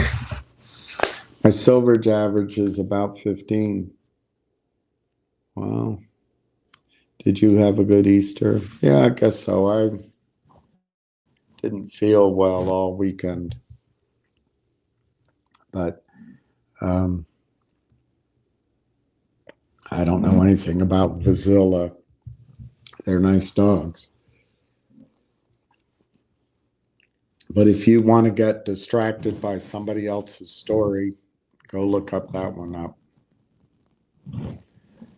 How to afford the monster box. Well, one thing, Steve, I haven't done it, but I hope we still have time. I hope that all these dire predictions, you should absorb the predictions. If they're now, it's too late. We haven't prepared. But I feel like we'll get one more chance where everyone will forget all this as the market rebounds, interest rates go down, housing goes up, the Fed's buying everything, money printing comes on large, Donald Trump is great, tariffs are great, whatever. Everybody's great. Life is grand. That's when, as that massive, I think, rally upwards gets everyone thinking gloriously. That's when I think we have to start doing the Irish exit without our goodbyes and just get the hell out of the market. Maybe buy puts, but certainly then start getting into the precious metals. One way to afford a monster box, of course, is take on an extra job. That's hard to do. Another is to sell shit. So much shit in our houses that you don't want. You don't need. Just sell it. Now, one of the reasons to sell is there's going to come a time when no one can afford to buy it. Nobody wants your shit. But some of it you can sell. That might be a source of capital. For me, I think an investment, which is speculative, it is speculative, but if you were to own, I don't know, 5,000 shares, as little as 5,000 shares of Railtown, I think Railtown can go to $5. 5 times 5,000 is, well, you tell me. It's 25 grand. And that would be a source of capital to buy a monster box. So I think Railtown is a path. 5,000 shares at 30 cents.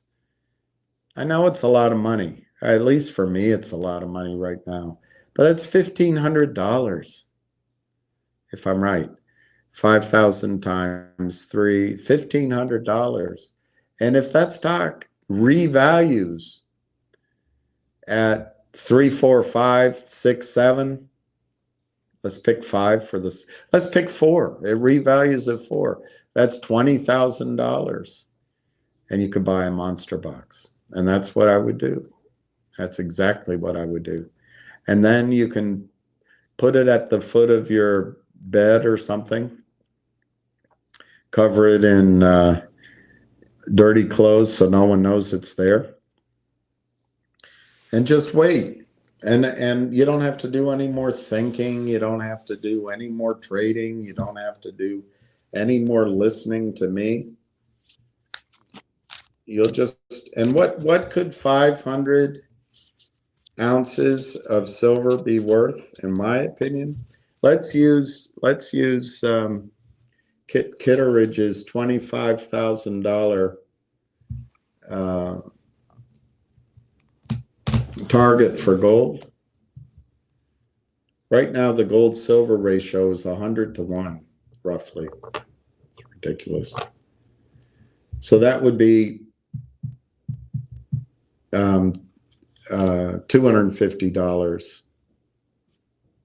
100 to 1. Let me divide that by 100. Yeah, $250 an ounce. So if you took that times 500,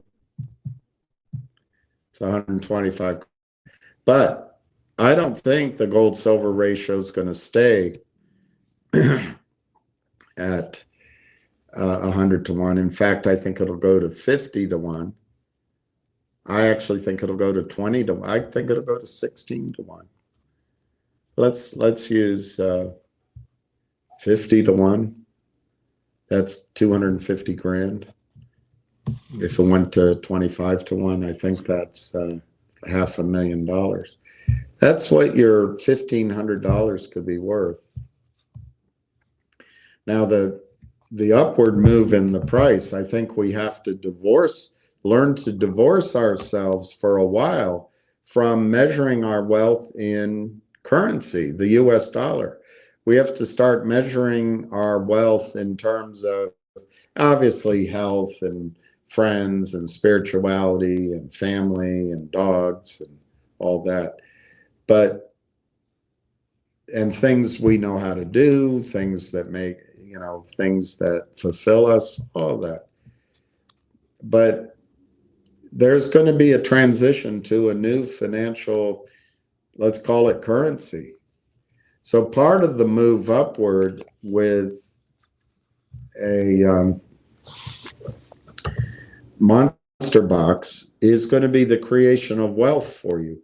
But then the rest of it's going to be that the currency just goes it just collapses. That's not really creating wealth at that point. That's preserving wealth. So I like Kitteridge's target of 25,000, but gold could go to 40,000.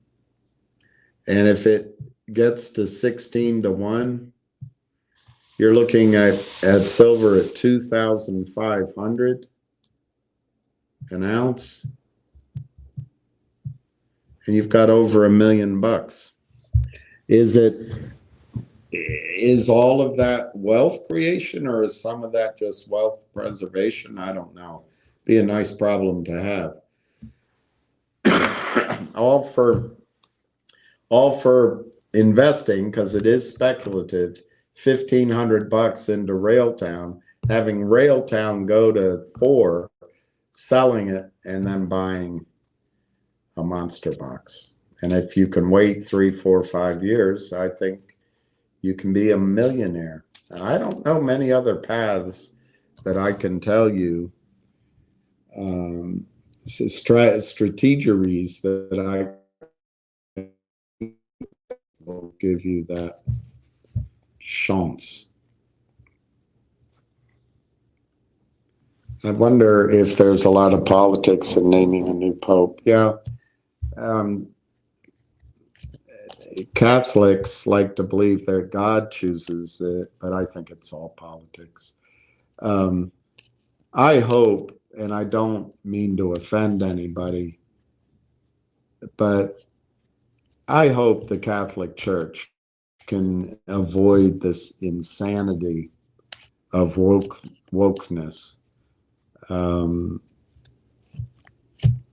But we'll see what happens. I mean, women have made everything else better. Might as well go into the priesthood. I mean, women have made psychiatry better. They've made real estate better. They've made human resources better. They've made dating better. Dating's been a gem since womanism came along. And look how, womanism, when it first started out, stopped treating us like sex objects. And now it's all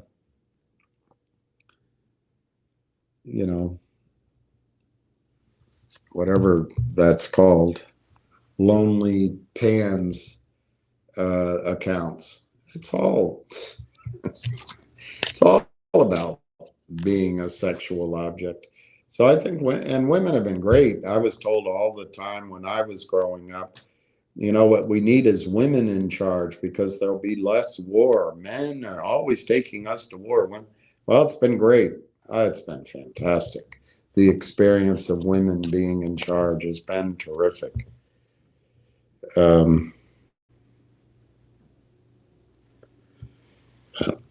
don't know. Maybe it's time for women as priests. I certainly have supported that in the past, but I'm starting to doubt it after I watched that minister, or whatever Episcopalians call their priests, harangue Donald Trump at the Yellow Church, and she got so upset lecturing him. Women can't understand that Donald Trump said, when you're young, he should have said, I guess, handsome, tall, rich, famous, and the cameras are on you. They let you grab them by the, well, that's not force. That's not forcible. It's something they let you do. But they don't get upset that Joe Biden took a young legislative aide up against the wall in Congress and rammed his digits inside of her and said, come on, you love me, you like me, or love me, or something like that. But that's fine. He's a good guy. Why is he a good guy? I don't know. I just wonder if the judgment is there.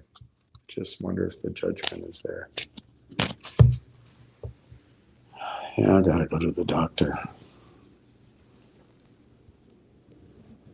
All right, so you got, wow, that's a nice position. Well, if you have it there's 2 things we can do. One is you can buy the Sprott Physical Silver Trust, and that gives you physical silver. And the other thing is we can start focusing on mining shares. And it's in here. I just didn't read it today.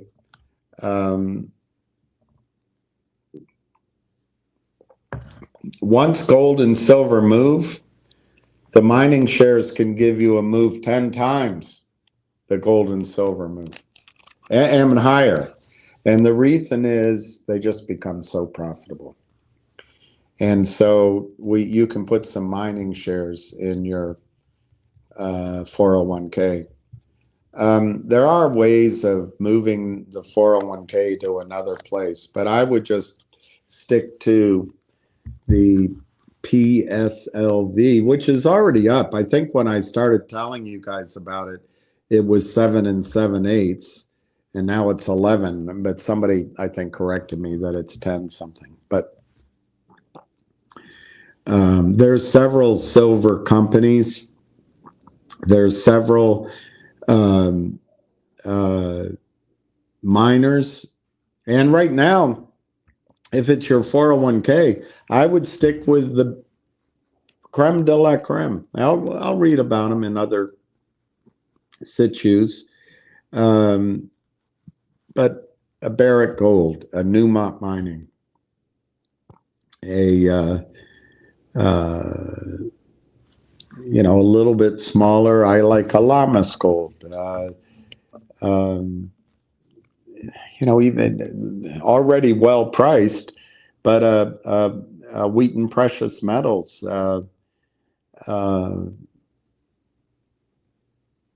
There's many, and there's going to come a time when you don't believe it right now. I've seen it happen before, and there'll come a time when the constitutional gold and silver, the junk silver, as I call it, won't be available. You won't be able to find it anywhere. And then it'll go to the coins and the bars and maybe the monster boxes. But people won't be able to afford monster boxes then. And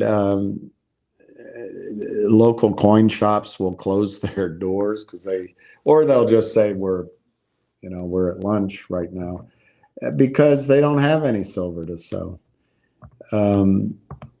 It's all self-correcting. It's the old adage in the oil business, the cure for low prices is low prices, or the cure for high prices is high prices. What happens is as silver goes up, those necklaces and forks and candlesticks come into the smelters. But and I think it's in this book. It might be a different one, but I'll read that at some point. I try to read these ideas out to you. I know it bores Jim H, but I try to do it in digestible bits so your boredom doesn't overwhelm you. But slowly you can absorb the idea that the dollar isn't a measure of your wealth. It's just currency. It's just credit. Your ownership of gold, if you can own it, but silver, platinum, and palladium probably as well. But your ownership of precious metals, I think oil and gas will fit that category. Things you know about, things you know how to do. But your ownership of precious metals, that's real money. And silver has actually historically been used as money for longer and more extensively than gold. I'm talking over thousands of years. But right now, silver is not being used as a monetary metal so much. It's gold. But Russia, as I read to you, Russia is starting to buy silver for its reserves. Anyway, when gold and silver, particularly silver, become unobtainable, you can't buy it anywhere, you're going to see a run to the mining shares like you've never seen before. The one wild card in there is the crypto market. The crypto market will compete with gold and silver if it bears up to the stress of a financial collapse. And that's not proven yet. That's not proven.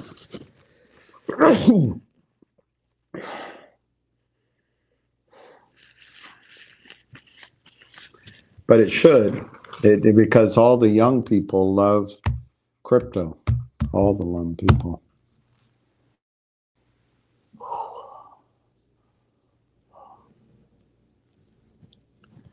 I have the money right now. I just don't want to put my grandkids in a tough spot. I personally, I know you have the responsibility of a wife and kids, but if you have the money to buy a monster box of silver right now, I would do it. And I would tighten my belt. I'd eat bologna and cheese sandwiches for a month or 2 months just to have it. Because once it's gone, you're not going to be able to buy it at $40 anymore. It'll be $80 and you won't be able to afford it. It'll be $120 and you won't be able to afford it. And it's just like gold right now, or if you bought your house when it was cheap, as it's going up, you feel good. And any movements up and down, you ride out because you got in, you feel like a king. But if you wait, you'll kick yourself. So I would, you're not buying these stocks that we talk about. I'd say at best is a 50-50 chance of making money.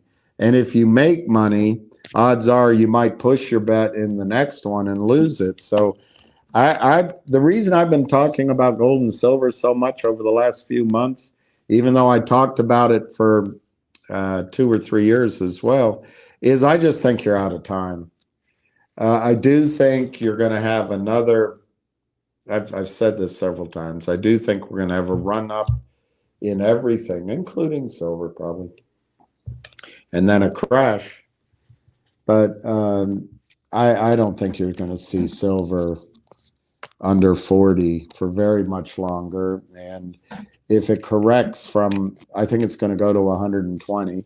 And if it corrects, I don't think it's going to come back below 40 again. So I just think you got to do it. I mean, timing is a bear, timing is a bitch, but you'll be so happy that, and your wife will be happy that you bought that box of silver. You just got to put it in the laundry room, pretend it's a box of, oatmeal or something. Don't tell anybody about it. And that could make your family independent after the crisis, which I think's coming. Hopefully, it comes down the road. But I understand. You have to make that determination. You don't have to have a monster box. You can just buy 100 ounces. I have a monster. That's great, Matthew. That's great. That is awesome. That is.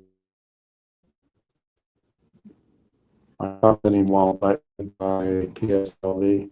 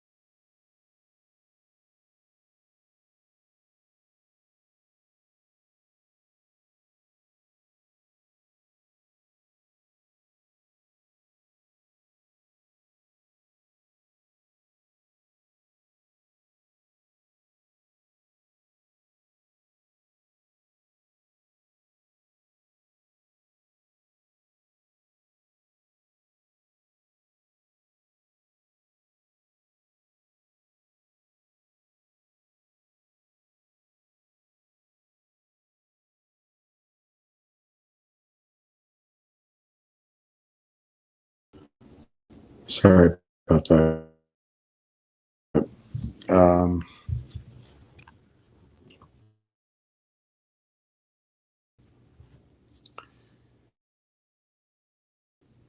PSLV's 1103. That's pretty good. Yeah, sorry about that. I don't know. Something happened. PSLV.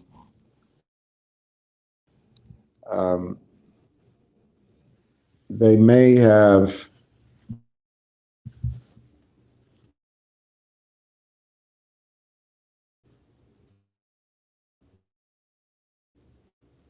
They may have. Um, um,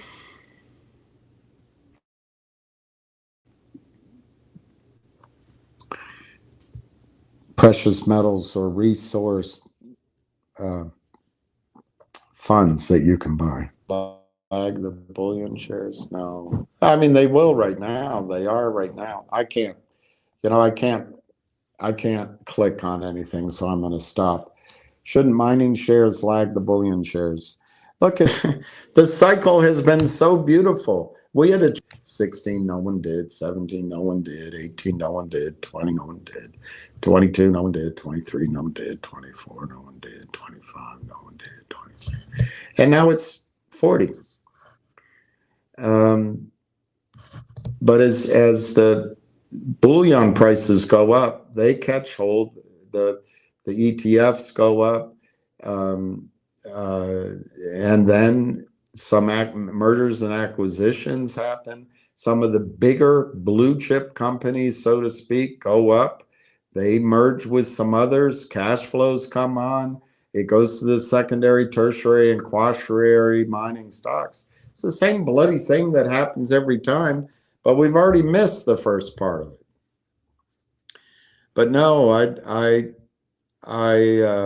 would buy silver itself. If you don't own physical silver now, that's the first thing I would buy. But once you have that, whatever position that is, we can look at mining shares, and mining shares can be explosive. Let me just read one to you. I'll just read one to you. This was in the 1930s. Of course, you don't remember the 30s like I do.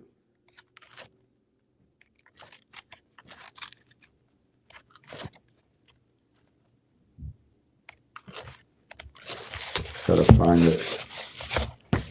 I should have used a yellow. I hate marking up books, but I should have. All right, here we go. Listen to this.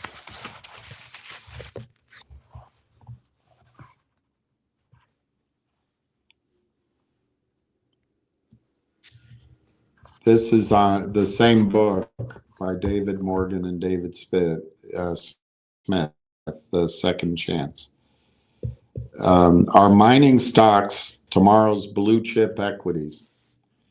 If we take a look back in time to one of the most horrendous economic hardships ever faced in the United States, the Great Depression, we find that homestake mining, and dome mines were two gold producers that made their shareholders wealthy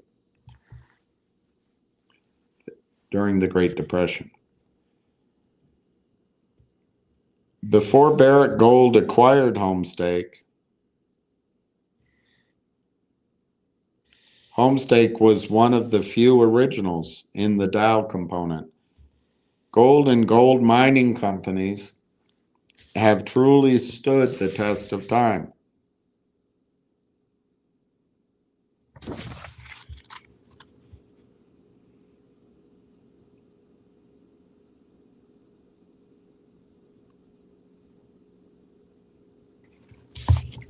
At the peak in 1938, so taking the high price of Homestake mining, in 1938, a 1,000 investment in Homestake grew to $6,760. However, that's only part of the story because that was simply nominal growth.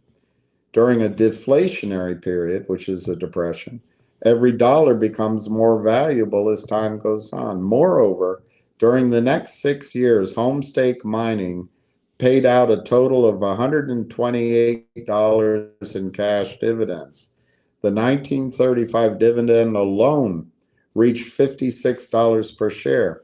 That's almost a 70% yield payout if you use the 1929 basis in 1 year. Hard asset investments, gold mining shares, were islands of economic refuge during the grueling years of the Depression. We must remember them when gold was revalued by FDR.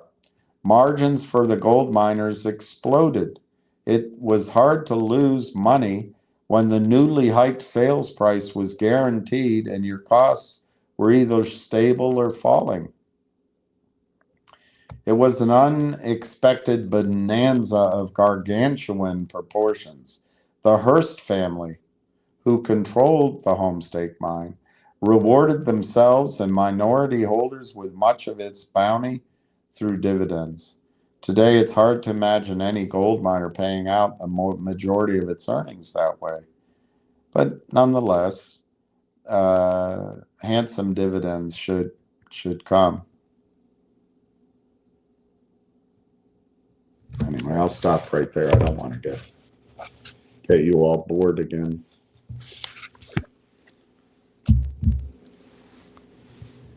PSLV is 11.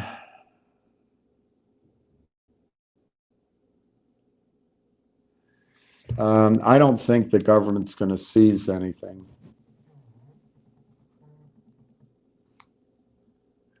Hello? Do you need me? Or yeah, okay? Jim H just can't listen to me any longer. He wants you to come on and speak to him. Put me on. Let's go. You want me to go on? Hold on a second. You're on. Give me 1 second. This is for Jim H.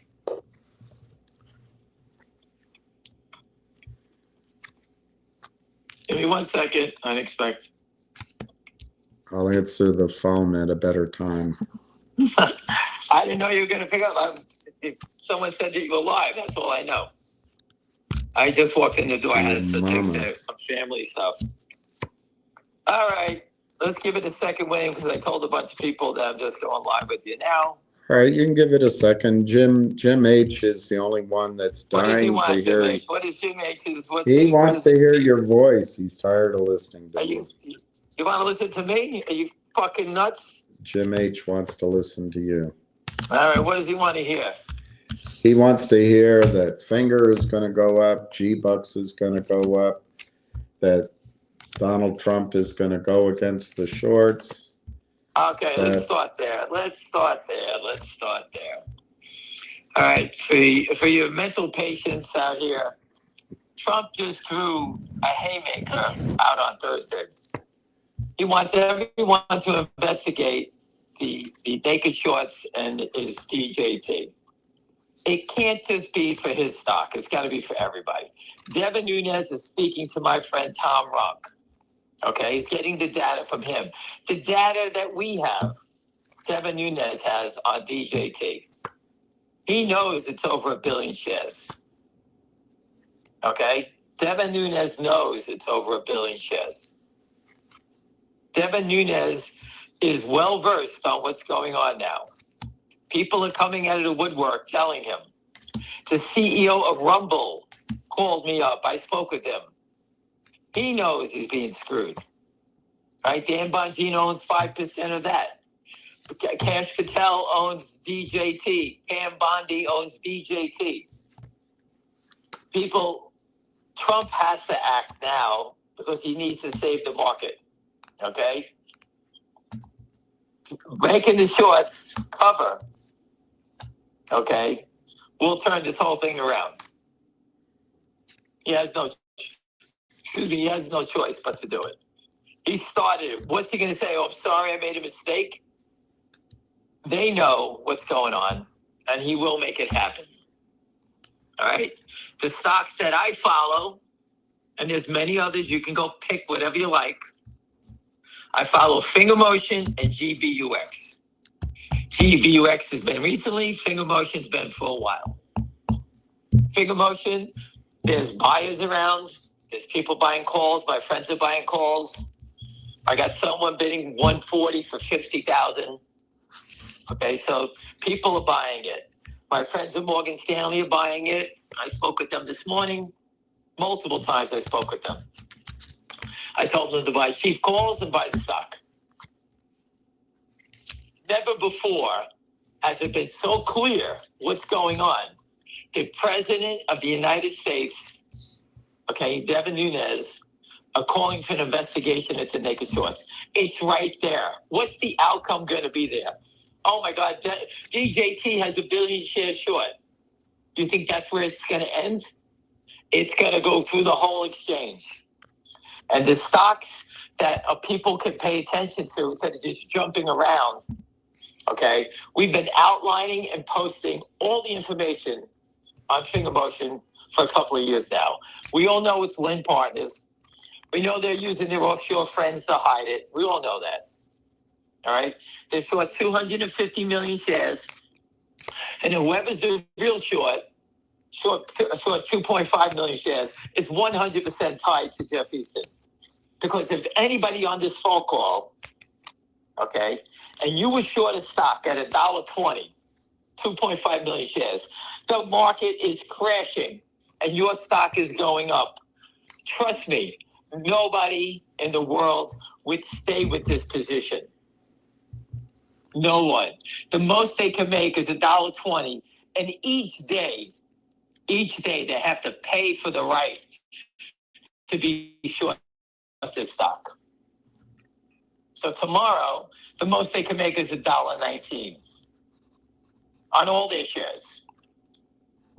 The cost to carry eats them alive.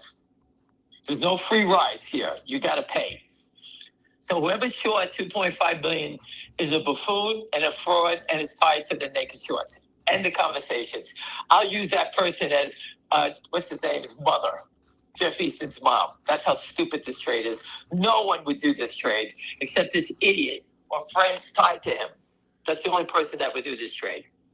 And doing him a favor and doing something where he could, hopefully get more shares for sale. And this way he can hold the stock down. That's all they're trying to do. That's it. So there you go on Finger Motion. Trump has to say something. The market's caving in. The street's going to piss on him more and more and more. He has to do something. People are shorting Tesla, okay, to punish Elon for helping out with the Doge thing. Who's behind that?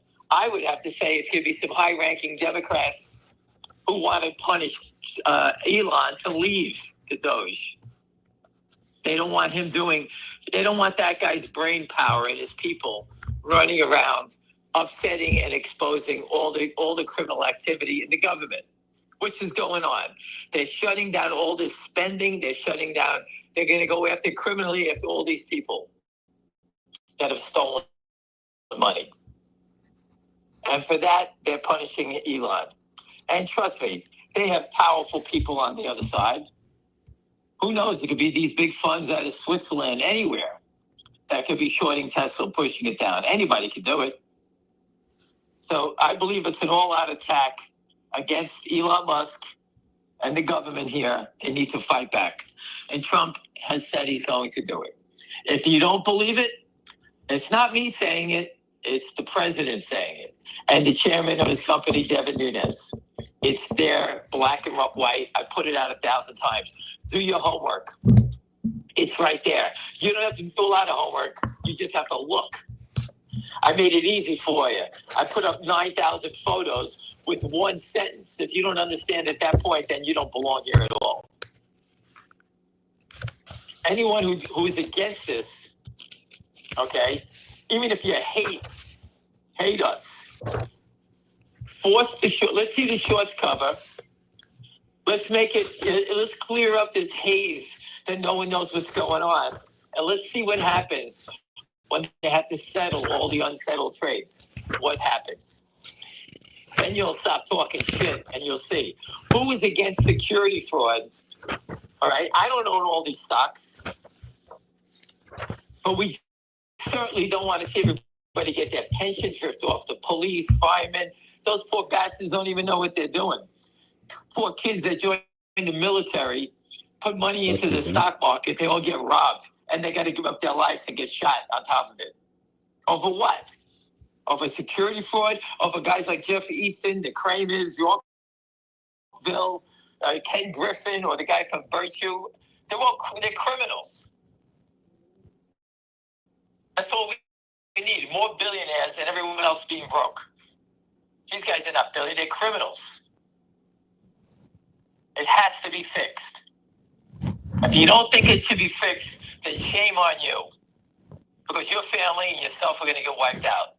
There's nothing we can do. This is the only way to make a market fair, is we need stock settlement. It's on the verge of exploding. When finger motion explodes, so will GBUX. They're going to follow suit to each other. Because once finger motion goes, I know what I'm doing when I profit. I'm going to buy more GBUX and roast them over there. If GBX goes, I'm going to sell GBX and buy more finger motion if it's still here. All right? These companies have nothing to do with each other, but both have a tremendous short opportunity to squeeze these characters. All right? People, you need to wake up. The chance of a lifetime is in front of you. We all think that because the stock is not cooperating, that it's not going to work, but that is completely false. The shorts, listen, I covered short sellers. They never want their stocks to look strong. The only time a short wants his stock to look strong is when a market's getting railed like this. They stick out a lot of times like a sore thumb, hoping people would sell into the bids. When there's weakness, a lot of people give up and stop selling. Say, okay, I'll wait for the rebound. So the shorts come in and they take stocks higher on these type of days because they figure people have, let me break even, let me get out. Oh, it's up 50 cents, let me get out. There's a buyer here, let me do it now. That's what the shorts do. They like to cover on days like this. And I really think that DJT, I was just looking at it before, it's down 30 cents. I think that can turn up and go green today. That stock, you have to be, how there's such chaos in the market that people aren't paying attention to it. It's down 18 cents. This goes 22, whatever it closed at, 22.04, whatever it was. I think it could run $2 or $3. People aren't paying attention. They're worried about NVIDIA and this stock or that stock. I don't worry about those names because I'm not in them. I'm worried about the stocks that we follow that are going to be squeezed. I'm not looking to trade NVIDIA to buy it and make $1. If you want to do that, hang up this phone, stop following us, and go trade yourself. Go knock yourself out. This isn't about that. If you don't know how to trade and make yourself 50 cents or $1 on a trade, then you don't belong in the equity markets. That's a tough game to do. I was very good at it, but it's a tough game to do. You got to sit there all day. I'm here to invest in a stock that can change my life. Change my life by what? By the shorts covering. We know who the short is. We know how big the short is. And now we got the president of the United States telling us he wants stock settlement. He wants to clear it up. We want this fraud end. It's right there. It's right in front of you. Never before in the history of the stock market is the government telling you what's going to happen. Donald Trump is telling you, and Devin Nunes is telling you, in DJT, we want it cleaned up. We want an investigation. The president of the United States wants an investigation. You don't think it's going to happen? Then I don't know what to tell you. Donald Trump is not fooling around. He's throwing these bums out on their asses left and right. All these people that are stealing our money. He's throwing them out. He doesn't give a shit about anybody. You think he cares about Ken Griffin? He cares about the stock market going back up and taking the heat off of him because the stock market's going down. And that's what he's going to do. He's going to enforce stock settlement, and you watch how the hedge funds are going to, the first people they're going to run and start buying it are long hedge funds because they know they want to front run the shorts. It's hard to do it yet because they haven't really come out and said it yet. Once Atkins gets in there and they start talking more about this thing, that's when these stocks are going to take off. But you got to be in it before. Don't wait for the hedge funds to come, because when they come, you'll be sitting there saying, "Oh, I should have. Why didn't I do something?" You have to do it before, and they're going to come. Big, long hedge funds, Trump's friends, his people that are close to him, will start jamming these stocks. Okay? Like I said, look at DJT. It's down 12, 14 cents. This thing's going to go positive. It's going to go positive on the day. What happens then? Oh, the Trump news, Trump's going to force the shorts to cover? We're telling you. You don't have to be Einstein to figure this out. It's right there. You can all see it. Listen, it takes balls to invest when the market's cratering. I know it. I got it. But you're buying and you're investing for a reason. You're investing because you believe that Trump stock has been manipulated and they're going to force the issue. This isn't Patrick Byrne. This isn't Joe Blow. This is the president, Devin Nunes, the richest man in the world, Elon Musk. They all hate the short sellers. And they know who they are. And it's going to come to an end. The guy, Atkins, didn't get in yet. He should be there. I think it's tomorrow he gets sworn in. Don't ask me why it takes so long. But I'm sure he's had meetings with Trump. I'm sure he knows what's going on here. Now, what's the upside and downside in this thing? There's a lot of people that are going to get hurt. There's banks that are going to get hurt. There's prime brokers that are going to get hurt. That's the downside. And the positive is that the poor people are going to get wealthy. I told you, like everyone else, I need to do siding. I need to buy a new car. I need 4 tires on my wife's car. I'll be glad to go spend the money that I make. That's what's going to make the economy go. Not Ken Griffin buying a $100 million painting, all right, having a dinner for his 10 friends. We need hundreds of millions of people to go out and spend money to buy a new washing machine or do whatever you're going to do or go on vacation. That's more important. So it's got to take from the rich and give to the poor. I've been posting that for a long time. The Robin Hood trade. That's what's going to happen here. All right. Finger motion. The CEO put up a new video. William, I don't know if you've seen it. Some people put it up on Twitter. It's on Twitter. See if I can find it, get it up there to people. But the CEO put a new video out. It's great. Listen to what he says. The guy talks about how the company is a U.S. company. He talks all about it right there. Just go look at yourself. And remember, the guy that short this stock, 2.5 million shares, he's got a big problem. All right? Because he's just being tied to the naked short. I'm just trying to look for that, the video of finger motion. And also, finger motion is going to be April 22nd, William, to the 24th in Vegas at the Paris Hotel at Planet Microcap, another small cap chance to present another feeding ground for the only people that attend, those are the short sellers. Those short sellers. My friends already relayed to Martin.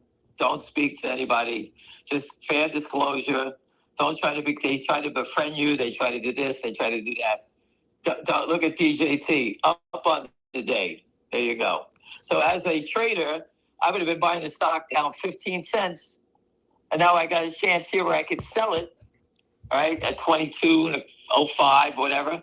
And I could take the 20 cents and I can go buy the 30 calls or something for 20 cents, whatever the hell is 20 cents. I could buy the 25 calls probably. I got up to I could see the 24 and a half that are 30 cents, 35 cents. And you just keep flipping it and you get them for free. But that's what you call day trading. You can see it coming. That's the important thing. That's how you day trade. You don't need to day trade and make dollars every time. If you can make 50 cents, 20 cents, I told you 1,000 shares, 20 cents is 200. Do it 3 times a day, 600 times 5, 3,000 a week. That's day trading. That means sitting in front of a computer every second and day trading and learning. I don't want to do that anymore. I choose not to do it. If I have to, I can get back into it. But Trump throwing the Hail Mary out here for all of you, he's telling you all. Everyone on this phone is getting an opportunity to profit from the boom. I'll call it the boom of short squeezes coming. They're coming. Again, I don't know anything what's going on in Mullen or CELU or Peloton or Beyond Meats. What they're doing, I have no idea. Finger motion, we got it all down. GBUX, we've been following it. We got it all down. And those are the 2 that I follow. DJT, I only follow because it's a big cap name, and you can just see when they're coming for it and when they're not coming for it. It's a trading vehicle. Is it going to go up? The president of the United States is telling you, I want this to stop. He didn't say people are buying my stock, I want them to sell it. He says people are selling stock illegally, I want them to buy it back, is what he's saying. It's right there. The only outcome that can come out of Donald Trump speaking are shorts covering. That's what you're going to get out of this. Shorts are going to cover, and they're going to force it. And I'm sure he's going to come out and say, okay, people, these brokerage firms and the prime brokers, they know everything about what's going on. They've been being educated behind the scenes by people that I know. And they're going to sit there and say, okay, people, prime brokers that you're helping letting these people do it, you get caught, you're going to jail. They're going to start locking people up. This is complete fraudulent activity. That's what I see. Now Trump's going to sit there and say, hey, Ken, can you cover? Oh, don't worry, we won't put you in jail. You've been stealing everybody's money. You've been selling stock illegally. Cover. And you say, well, I can see the stocks are going to go up. Yeah, the stocks are going to go up. I can see Trump stocks screaming to $50 in a blur. That's how fast it goes. Newsmax, you see how fast it squeezed? It went up $250 in a second. That's how it works. What do you got, William? Anybody has a question here? Well, why are they beating GBUX down today? It's been beat up for 7-8 days in a row. I put it up there. Listen, for beating it up, the stock's traded 86,000 shares with no selling. I know people that are buying it. They just keep hitting the bids. What do I tell people, William? How do I tell you to buy it? You bid, they hit you, bid a little lower. They hit you, move a little lower. If you're buying 1,000 shares, you buy 200, then 200, then 200, and 200. You average in. If these guys were so smart, why would you sell the stock down when you could sell it at $10? They can't be short. They're trying to cover. The problem is they're pushing it down. We have people buying it. They don't know what to do. They don't know what to do. Same thing with finger motion. We told you, William, I told you 1,000 times when the stock was $1.10, $1.15, $1.20, $1.25. The downside risk in finger motion is up. And the stock is what? Moved up to 142. It's trading 150 today. That's what we're talking about. You can tell when the risk is out of a stock. You can tell when it's starting to slow down. All right, you can see it. GBUX has been 100% buy. 7-8 days of attack. It's still 60% buy. Still 60% buy after 7 straight days of selling. And there is no selling. Don't get me wrong. I'm sure someone sold something.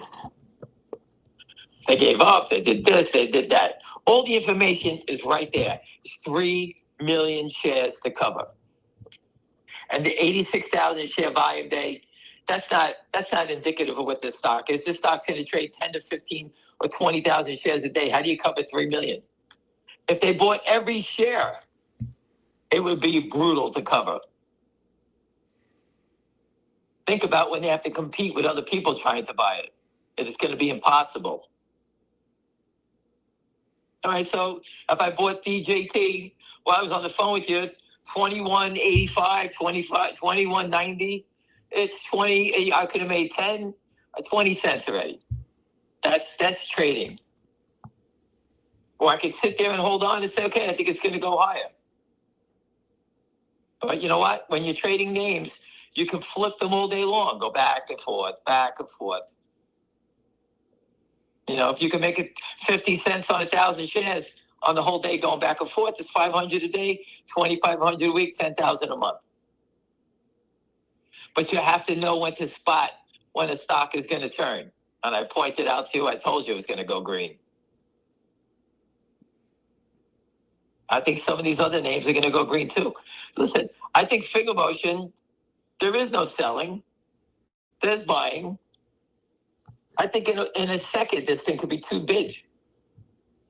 A couple of my friends have been buying the calls. Listen, options, they cost money. It's a gamble. It's like going to a crap table or a roulette wheel. You're putting money down. But your leverage is enormous. Go watch The Big Short. The Brownfield Fund, whatever it's called, the Brownfield Fund, those two young kids in the movie, started with 100,000. They only bought out of the money calls on things that people didn't believe would happen, whether it's negative or positive. And that's what I keep trying to tell you. In finger motion, you got plenty of options to buy. They're nickels and dimes. That's as cheap as you can get. Unfortunately, on Wall Street, you have to put money up to play. That's just the way it is. Any other questions, William? Which months would you buy finger? They're nickels. Calls? I've been buying the. I buy the front month. I'm buying the Mays. Excuse me. Let me just pull it up. I don't have it up here. Hold on a second.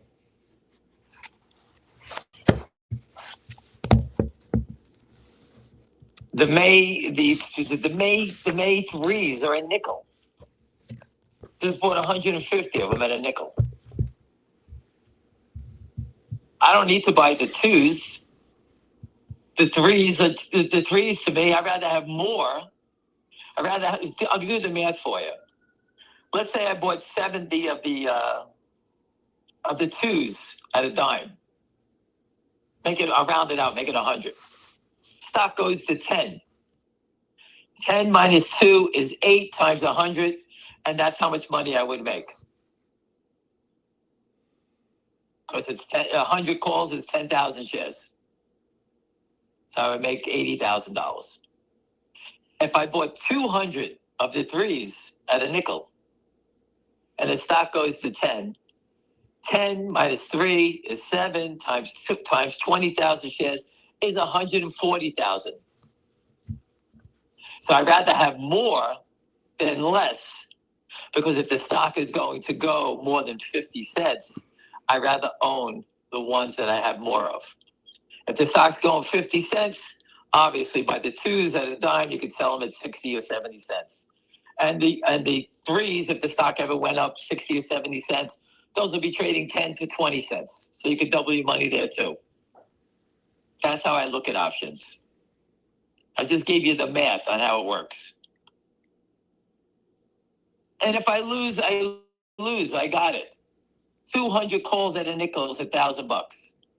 I got it. But if I'm right, I'll make $7 200 times. I make $140,000 for $2,000. Now you say, well, we're trying to time this.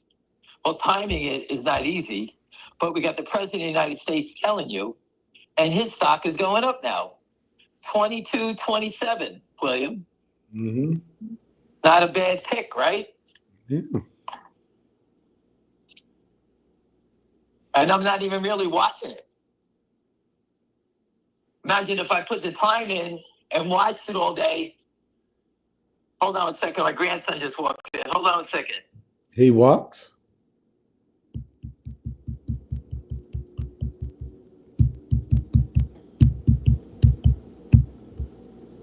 I'm sorry, William.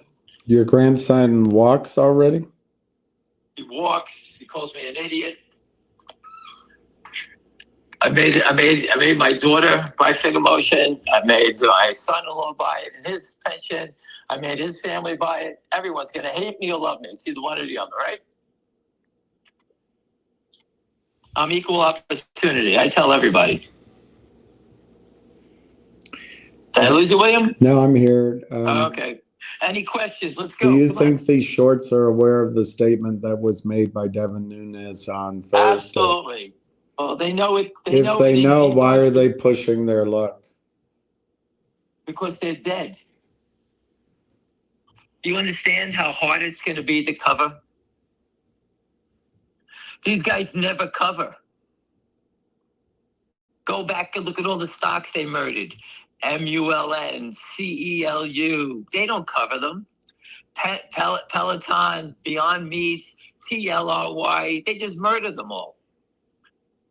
They don't cover because no one's ever forced the issue. You have the president of the United States telling you they're going to force the issue. That's what I see.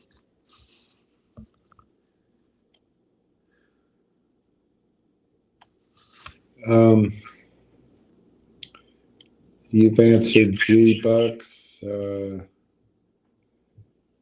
You've answered Finger.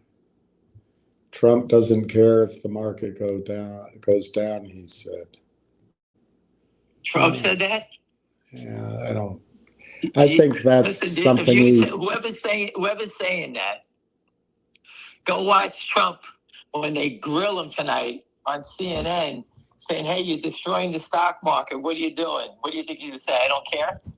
You don't think Trump, how many times has Trump come out and said, hey, look at the market's up 3,000, the biggest day ever? Don't remember that? He's going to be eating those words. So the only thing to do is to fight back, and that's what he's going to do. He can't manipulate the stock market back up and hold it up when the market's collapsing, the fundamentals are collapsing. But what can hold it up is shorts covering. And that's what's going to change it. He knows it. Everyone knows it. All he has to do is say, everybody, no unsettled trades. I want the shorts covered. And if you do and you don't do your job, prime brokers, short sellers, you're going to jail. That's it. You watch how fast they'll cover. Every Goldman Sachs partner, if they don't cover the shorts, you guys are going to jail. Start dragging them out. You watch how fast they cover. What's her name said it best? Susan Trimbath. The day that the NSCC calls up Goldman and says, hey, you got to deliver the shares that you sold. And they tell them, if you don't deliver them, you're no longer a member in the settlement system. She said in 1 minute, the stock will be delivered. Everyone knows how to fix it. Stock settlement will fix the issues all over the market. But someone needs to enforce it. And they press their bet. And thank God for all of us here. Thank God. President Trump, they went after his stock. Thank God for that. Because guess what? What's the matter? This is going to get you and me separated, I guess. Augustin is saying the Fed said they won't bail out Wall Street, and Williams said, which Wall Street? It made me think. What's your take on that, Ham? Bail out Wall Street? The Fed said they won't bail out Wall Street. I don't know. I never saw the Fed say that. Oh, no. So the Fed won't bail out Wall Street. So instead of you being collateral damage, everyone on this phone, Wall Street would be collateral damage. Goldman Sachs. What have I told you all to do? Short the brokerage stocks, right? I told you VIRT is going to zero. I said to short Goldman, Jeffries, all these names. Stock settlements enforced. These companies are going to catch a beating. Yeah. And they deserve it. They've had years of riding high on the hog here. Goldman Sachs stock was $600 recently. Every partner, everybody's rich walking out of that place. And at the expense of everybody on this phone call. You, your family, your kids, your grandkids, they don't give a shit about anybody. They should be thrown in jail. Well, I made the distinction between the bond market and the equity market, but I think Powell is being very political, and where he fell over himself to help out Biden and Kamala Harris, he's stepping away. He wants Trump to go down. That's how I see it. But I don't think the bond market's going to let him do nothing. I think the bond market he's going to have to do something. But we'll find out. I'm not here about the bigger market, about all this stuff, the Fed, I got all that stuff. I'm not in the middle of this fight. We're here about stock settlement. It's pretty easy, a pretty small little thing in the whole game. All right? We know the bond market's bigger. We all know that stuff. We all got it. See. But if they do not fix this now, it will never be fixed. We have the president, the most powerful man in the world. We got Devin Nunes, who's on the Intel committee, saying he wants to investigate it. They put it out there. It's here. Now what happens? What's Devin Nunes going to come back and say, we don't need to investigate. I'm sorry. That is left. That horse has left the barn, as they said. It's out there now. We needed him to say it. He did say it. We needed him to put it in writing. It's in writing.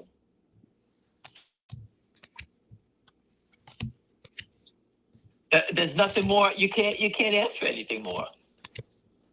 You can. Well, listen, we know the stock settlement thing's coming. You might not get it. We know it's coming. Everybody wants to cash their ticket and run away. I got it. We all know. We all know that. So where's the piece of loveliness GBUX trading? Let's see. 295 to 3, 87,000 shares. So what do you think? The stock was trading 20,000 shares at $8 and $9. Now they're pushing it down here. This is an assault of trying to get people to sell. This is naked shorts that are trapped. Okay. So would you buy more? Absolutely. Will you lend me some money? No, I don't have any more money. If I had more money, I'd be all over it. Trust me. I've told everybody 1,000 times. You know, we could talk about stocks, but we're all not wealthy enough to buy them all. Nobody is. Okay? So it's not easy, for me to say, hey, I like to buy. I just don't have the money. Okay.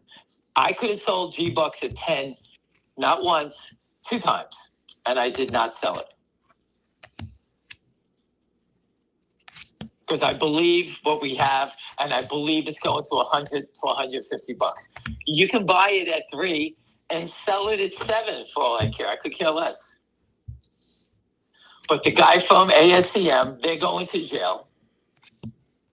And they're going to give up that Black Tower. That's the short seller in the Cayman Islands. Black Tower? Black Tower. Someone gave us a tip on it. That's where it's Is coming that where from. Jason Bourne works? Yes, Jason Bourne, right. Jason Bourne. I forgot the name of it. Was that the name of it? Was it called that? Black Tower? I don't know, something like that. Right. Blackstone or some black. Yes, that's it, right, yeah. Something. Blackbriar, maybe. Something like that. What it was. But that's where it's coming out of the Cayman Islands. How does the U.S. government, first of all, if I ever got in Trump, I would blast them right out of the gate. How do you let people from offshore, FNGR, the SEC, let people sell stock into the U.S. and just rob us? How about the fund in Dubai, those hedge funds? They lost $126 million naked short. And I told you before, for all the people on this phone call, if you think that there's not counterparty risk, we should all pick up, go start a fund in the Cayman Islands.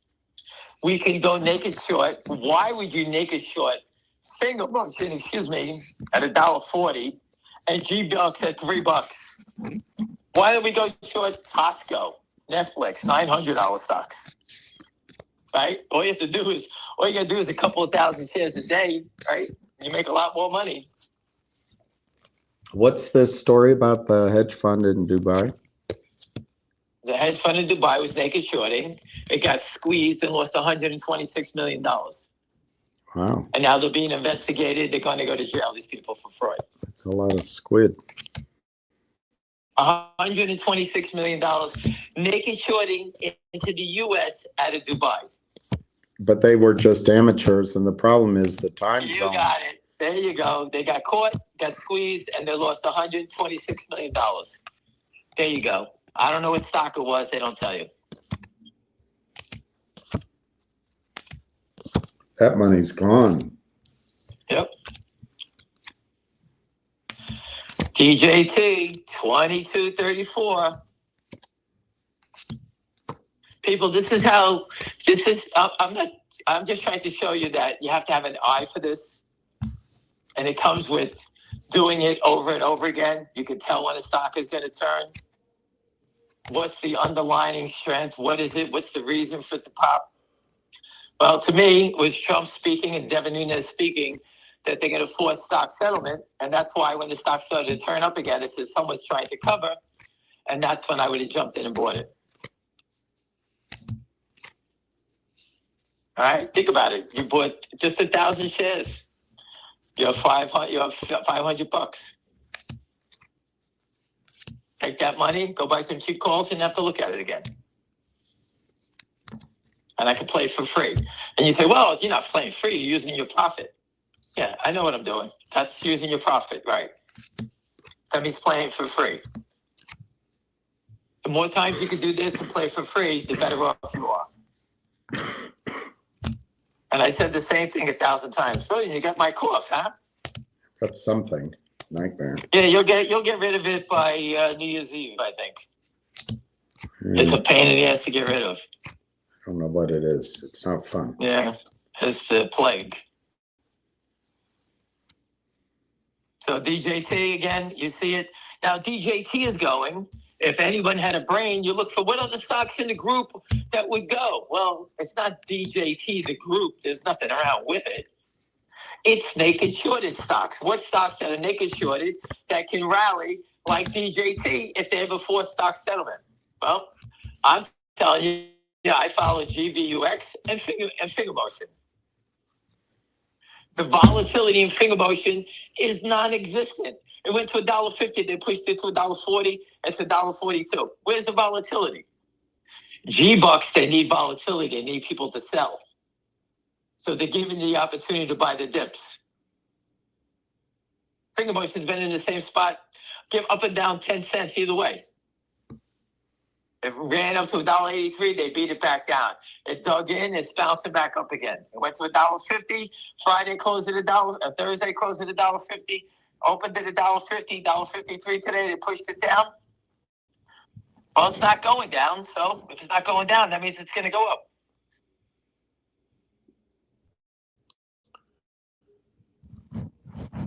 Do you think Paul Atkins will say anything or anybody when he's sworn in tomorrow? No, I want you, if you're thinking about buying a stock, wait for him to say, we're going to go after the short sellers, then go buy it.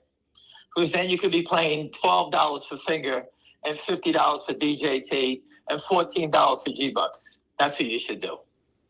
What are your comments? News on it? Squeezing? How high? ZJYL? I told you I haven't heard anything about ZJYL. It acted well again. It went to $1. I'm not sure where it is now. I haven't looked. I'm focused on what I'm doing right now. So Jack Wolf is heavy GBUX bags. All right, Jack. Yeah. What is it? He's a bag holder, I guess, in GBUX. Good. Whatever. Do me a favor, put your face on Twitter so we can all see what a bag holder looks like. Listen, if you're a bag holder in this stock, that means you're an asshole because the stock went to 10 twice already. So obviously you're full of shit and you're here to say bullshit. I got it. I understand it. If you pay too high, just be a man and say, hey, you know what? I believed in you idiots and I bought it and I paid too high. It's my fault. That's what you have to say. And I got it. I got people in here that own it at 6. I just banned the guy. He's always. I have people that paid 6 and sold it at 9. He's always Mr. Eeyore. And how about me? I bought it at 75 cents, whatever that guy's name is. It went to 10. I didn't sell it. You hear me crying? Nope. It went back down again. What did I do? Did I cry? Nope. It went back up again. Did I cry? Nope. I'm still here. I could have sold it. What are you, a Monday morning quarterback? Everything Am I looks supposed good. to do the trades for you? Get lost. Get out of here with these people. Napoleon could have gone to Paris instead of Waterloo. I was going to say Waterloo, right? I know. I don't see any other questions of any. Listen, people, the stock market is a tough place. I told you when you're a rookie, like that gentleman who just said he's a bag holder in GBUX, he deserves to be a bag holder because he doesn't know what he's doing, number one, if he did buy it. But I've told you, in a thinly traded stock, you buy a little at a time, you average in. So instead of having an average of 5, maybe you have an average of 350. Or maybe you have it at 4, okay, down $1. The market's only gone down a couple thousand points, all right, so that's not a bad thing to do. I spoke to a gentleman who bought 10,000 at 9.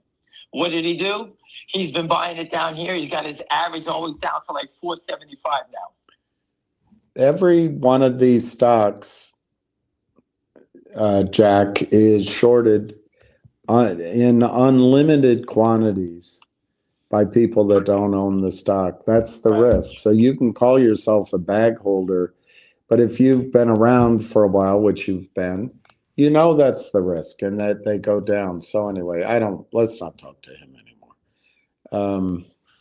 Listen, I got it. Call the SEC up. If you're pissed off, call the SEC up and demand that you want to know how big the settlement failures are at GBUX. Is ASCM selling the stock? Call them up. I'm with you. I'll go with you. But you won't, and you just want to sit here and cry. I got it. But we're trying to help you out by helping squeeze the shorts so that you can make money. That's what we're doing for you.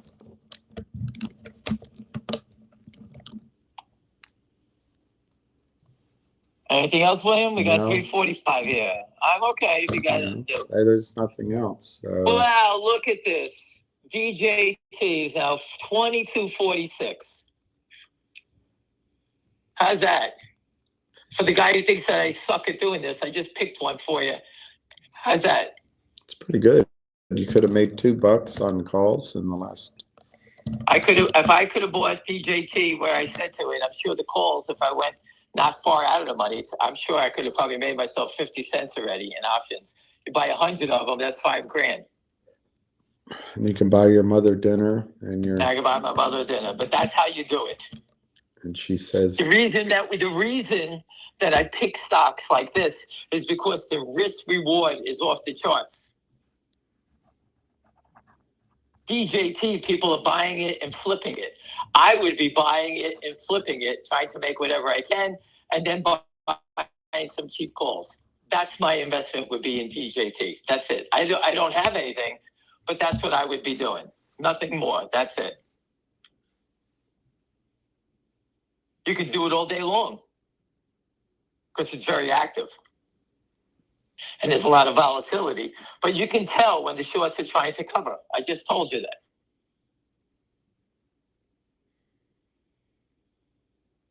And you take advantage of the spikes up, you sell it, and when they pull back, you buy it.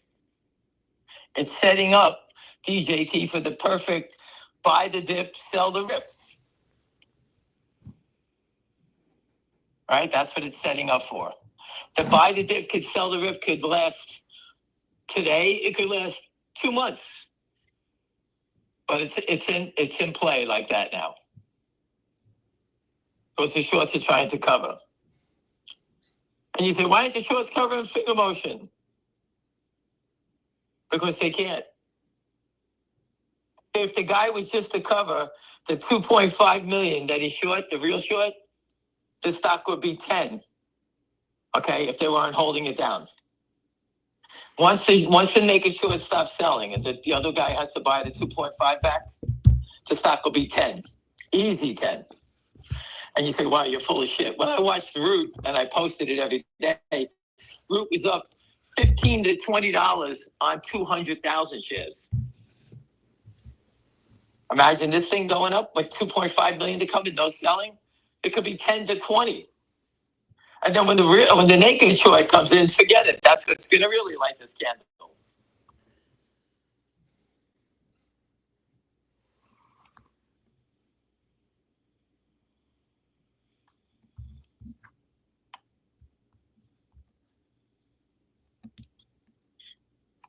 What else you got with him? That's it? That's it. No one else has anything else to say? No. I'm trying to help you out. I'm doing the best I can. Yeah. I got kicked off of Twitter again. The guy, I forget something Wall Street. I forget his name. He got kicked off also with me. We both got hacked at the same time. They don't want us to speak. They want us to teach you. They want the gentleman who just bought GBUX. They want him to sell because he's a bag holder. They're telling him he's a bag holder. People, let me just give you a word of advice. I've been doing this for 25 years. When someone uses the term bag holder, you never hear me say that. That is a basher. That's someone who's been taught the short side. That is a term that the shorts use. You're a bag holder. I don't call the short seller in GBUX or Finger Motion or DJT a bag holder. I call them a moron, not a bag holder. A bag holder is a term used by short sellers. They want you to believe that you're being hoodwinked here. You're buying into a bag of shit. That's what they want to keep saying. That's the terminology. That's what they do. And it goes back to the Raging Bull, going back 25 years. So again, he may be a nice guy, but he's an idiot for using a term that a basher and a short seller uses. I banned him. I don't think he's a nice guy. No, but that's what I'm just telling you what it is. That's what it is. Yep. They always say the same thing. Oh, you're a bag holder. Pieces of shit, POS, piece of shit. These are the terms they use. Yeah. People do not do that. This is complete nonsense.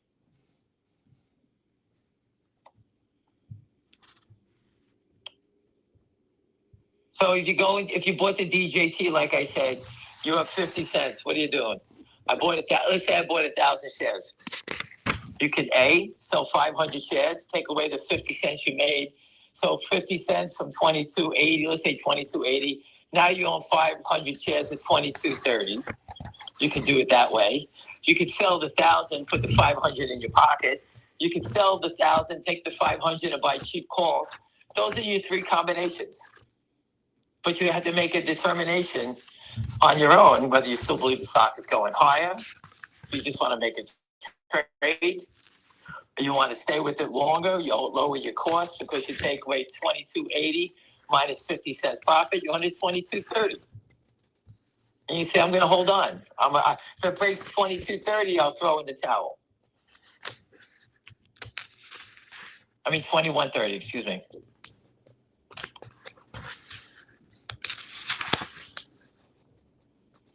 This GBUX is super interesting because these guys keep pressing their bet. We went from 1 million shares short to 3 million. We went from a stock where you remember was trading what? 8,000, 10,000 a day tops. Mm-hmm. All of a sudden, with the flooding of shares, adding liquidity, thanks to the criminals, now we're trading 90,000 shares a day. Mm-hmm. That means the naked short is growing. Mm-hmm. 3 million will soon be 3.5 million. Because guess what? 100,000 a day goes up quick. That's 500,000 a week, right? Mm-hmm. I'm not going to say today every share was naked shorted, but I'll say 80% of that today. So we traded 100,000, 80,000 was probably naked shorted. I know the gentleman out of Tampa, and he was buying a sizable position. He's probably bought 15 to 20,000 today, and his friends were buying it, he told me.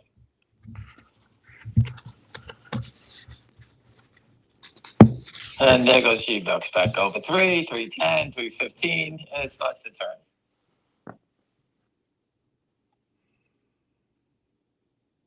And that's all I can say. There's not more I can say.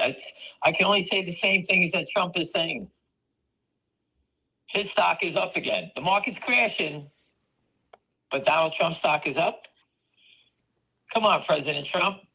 You just can't promote your own stock. You got to help us all, right? If he just promotes DJT and nothing else, that means I'm voting for that real P-brain AOC. That's what I'm voting for. I knew you liked her. I don't like her. I think that if we're going to vote for idiots, I'll be the first to tell Trump, you don't do something, I'll vote for these idiots. Because guess what? The country will be in the shithole anyway. Everybody's going to lose their money. The stock market's going to crash, get wiped out, and you're going to have idiots running around. Idiots. I don't know how to insult anybody any more than it is.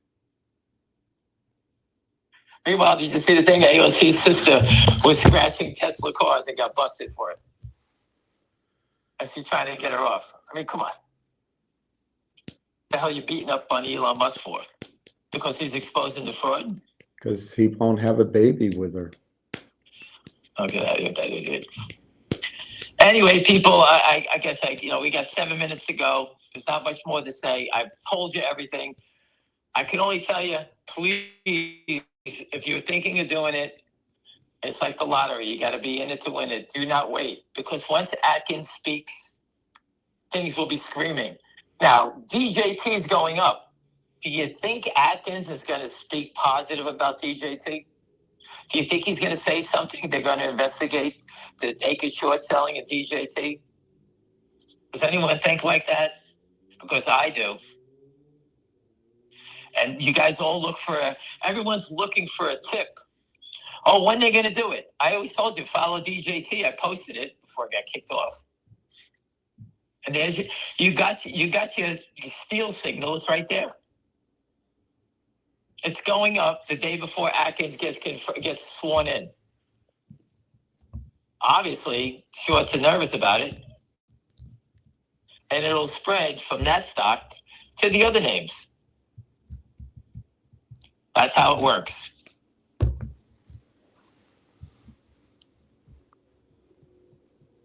Anything else, William? Nobody has anything to say? No questions? That's it? I'm trying my best, people. I've already done it, but you could tell everybody your Twitter. I don't even know what the hell it is. Hold on a second. I'm so sick of this whole thing with Twitter. Hold on a second. What the hell is it? It's Ham, H-A, at Ham Naked Shorts. SHORTS. I've lost 80,000 people. That's how times they keep cutting me back. I don't really care. I don't make money from it. I could care less.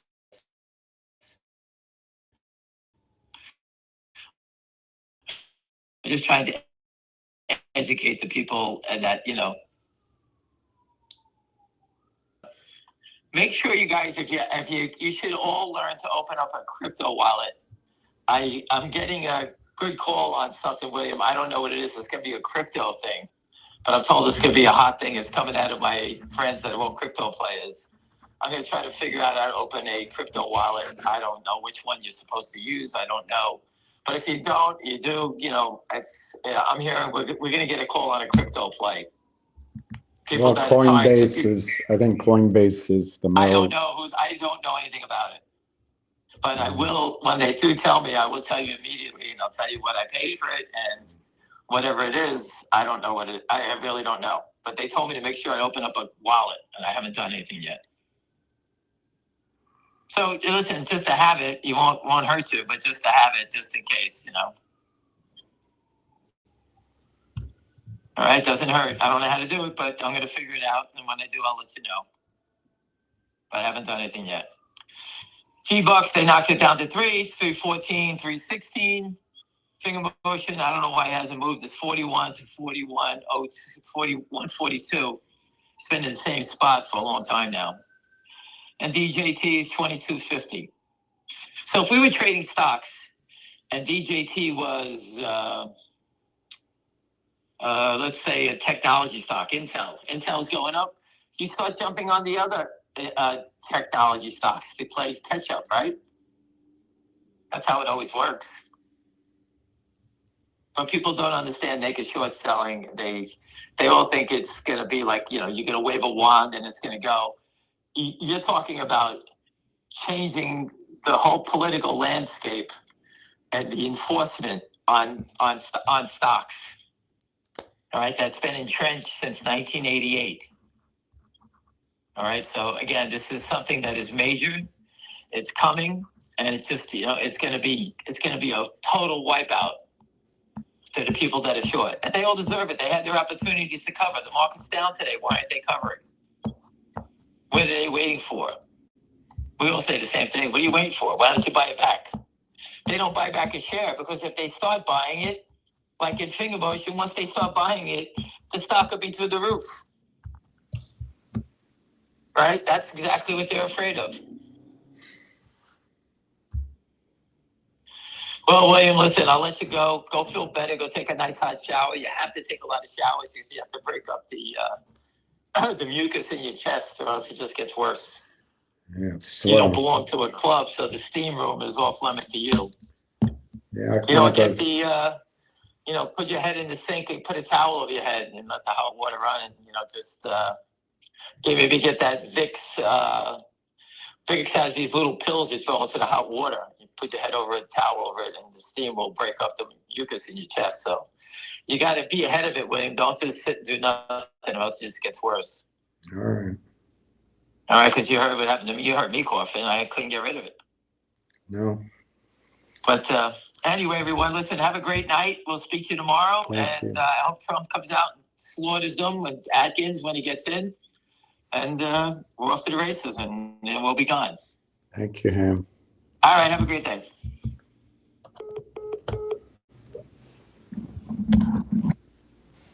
So TD61, thanks for stopping by.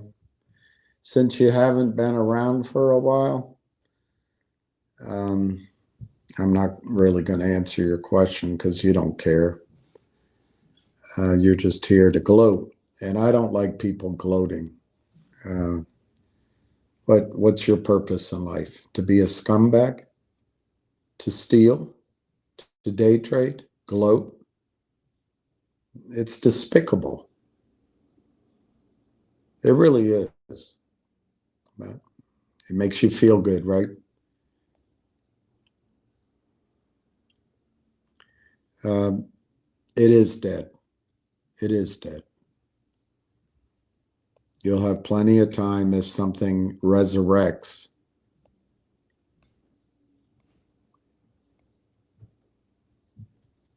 That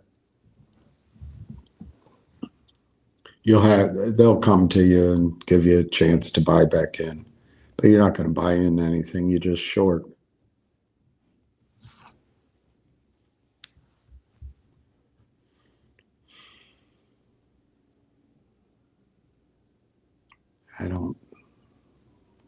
Why am I going to talk about Nike? Nike's a good company. Nike was one of my favorite companies years ago.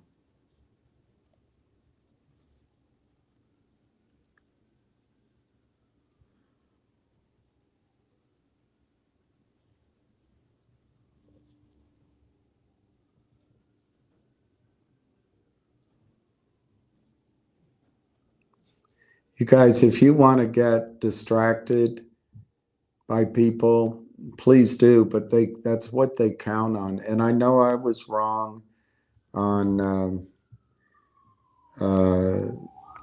Northwest Bio in the short run. I guess just 2 days I was wrong. But let me see where it's trading. Yeah, I was totally wrong. It's 44 cents. So I was totally wrong. But I still stand by it. You don't chase these things. I'm not saying you can't trade them. So if Northwest Bio looked good, but you got to, I guess you figure that Yorkville is a good group of guys and they follow the rules, R.A. Rubenstein and the rest of them, but whatever. But if you want to get distracted by AMC, why the hell? It's a bloody movie theater. But hey, And oh, DJT to 75 this week. Just, I don't know how to express to you these evil men who all they're trying to do is have fun with you. They want you to move and hop around emotionally. That's what they want. And they want to take your money. And when the stock is up, they'll do a deal. And it's just the biggest scam out there. It's just...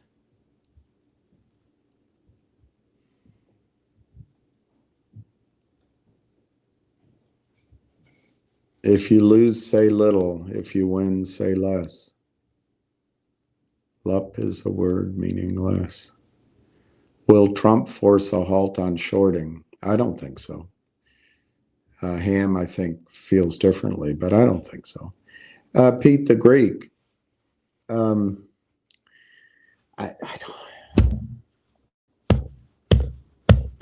guess it would be like me learning your profession, which would be much more difficult for me to learn than you to learn what I've done in my life. But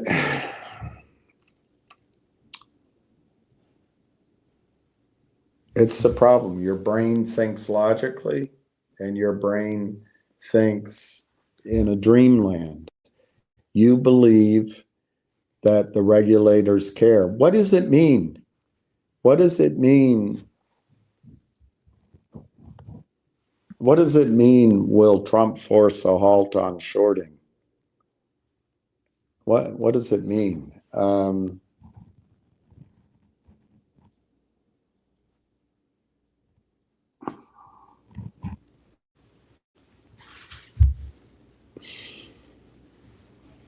Okay.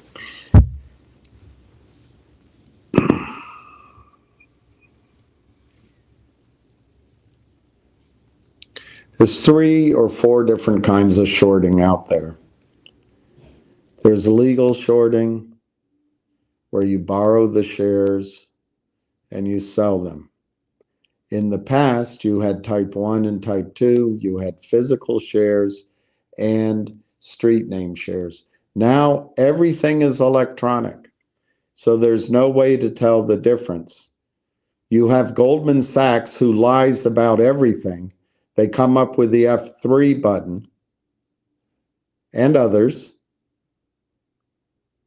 loan you stock over and over and over and over and over again.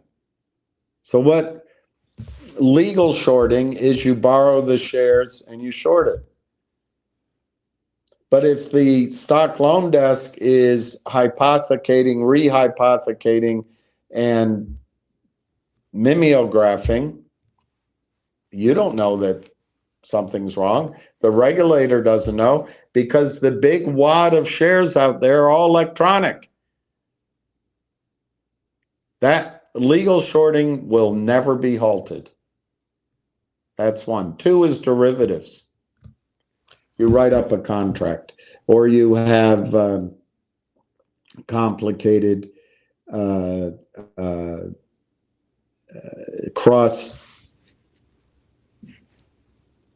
category securities trading.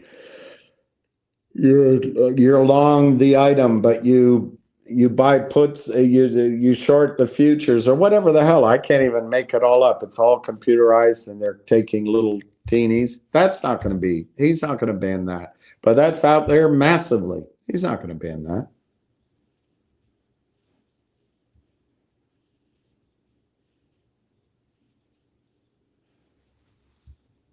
Buying puts, selling futures, all of that. He's not going to ban any of that.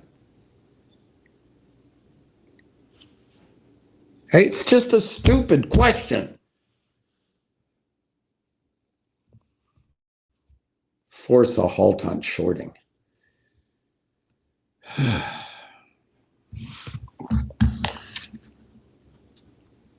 No, I don't think he will. God, Northwest Bio's 44 cents. DJT's $23.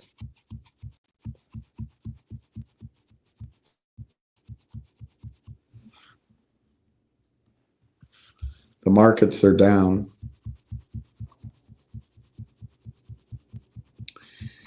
So the question is, will he force a halt on illegal shorting? Well, there's already rules in the books against illegal shorting, naked shorting. What is one more executive order going to do about that? It's not about making it illegal, forcing a halt. No one is enforcing the rules. I don't know why people think there's like a magic wand. There's no magic wand. These guys, and it's probably 50 guys at the most, the brains behind it all. They've pushed, conquered, lied, distracted, inched up, forward. Just they've set precedent, and they have the lawyers behind them, and they just do it. And what's he's gonna halt? What's he gonna halt? Anybody that gets legal reviews from Dewey Cheatham Howe law firm that can't short. Anybody that does business on NASDAQ can't short. Anybody that does derivatives can't short. What? My answer is no. He's not going to. He's not going to. I want to be off at the races. Well, go to the races. Go to the races. Go to the races. I think that's a good idea for you. I think I'm probably just going to sign off. I don't feel so great.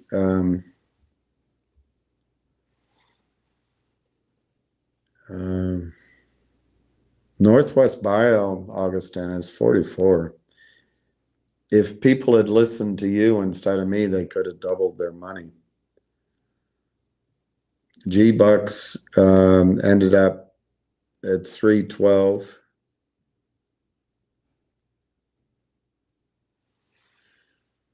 We'll find out if there's anything going on there. I thought Ham was very positive on GBUX. Let's see where NIXX closed.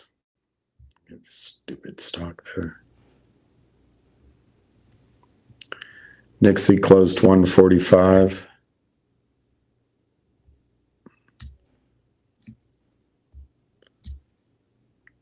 The Railtown closed down at 29 cents.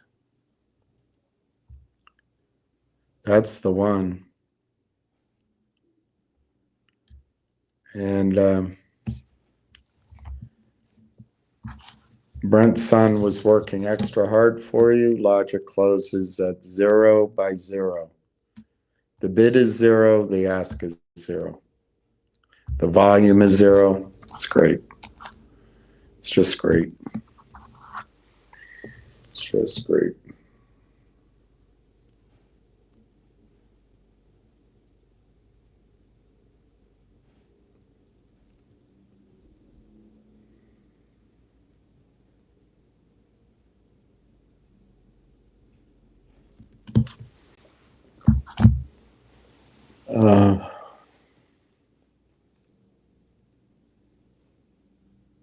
I could give you the case for silver, but I'm just knackered. Let me see if there's any news.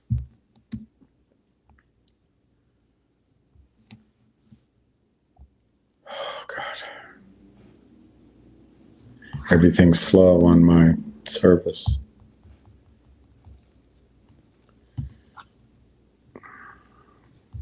Okay, we'll try something else.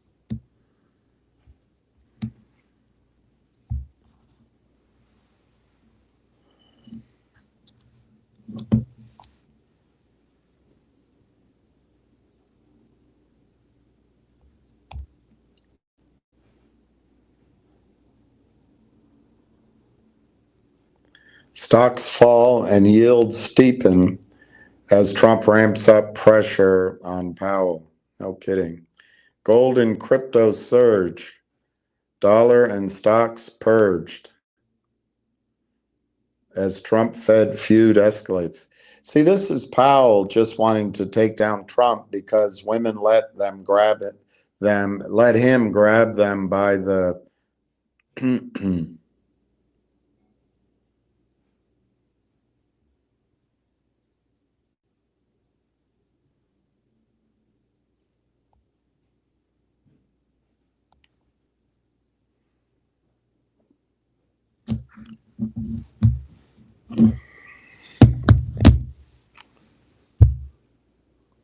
the death cross and market bottoms. I like that. What is the death cross? The death cross market chart pattern refers to the drop of a short-term moving average below the longer term. Okay. The most closely watched are 50-day and 200-day. The death cross is a lagging indicator. Yep. It only tells you that price action has deteriorated. It often only confirms an already obvious trend. Yep. I would be remiss to state there are periods where the death cross preceded more severe bear markets. However,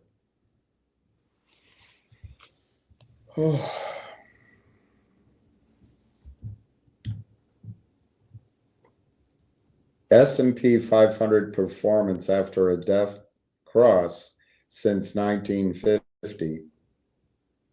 3 months later, it's up 2.5%. 6 months, it's up 4.2%.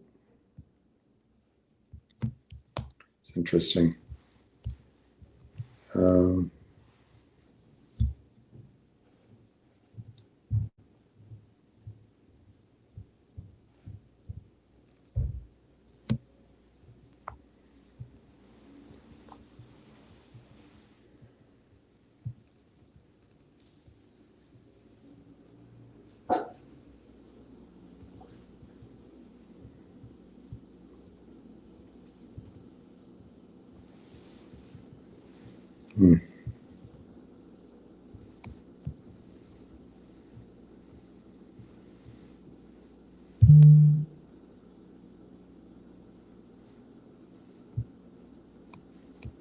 All right, let's see what's going on with Novak Djokovic. That'll put me in a good mood.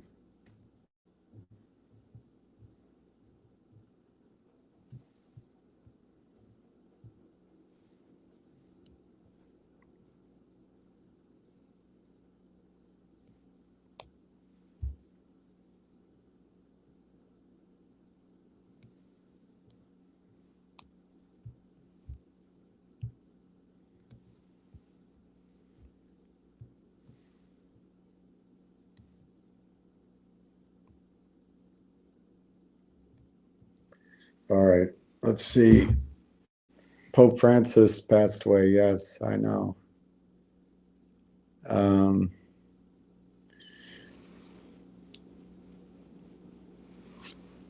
He I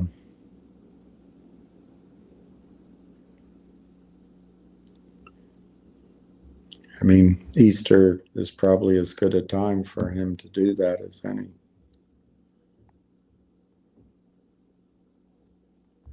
I think, let me just see if there's news.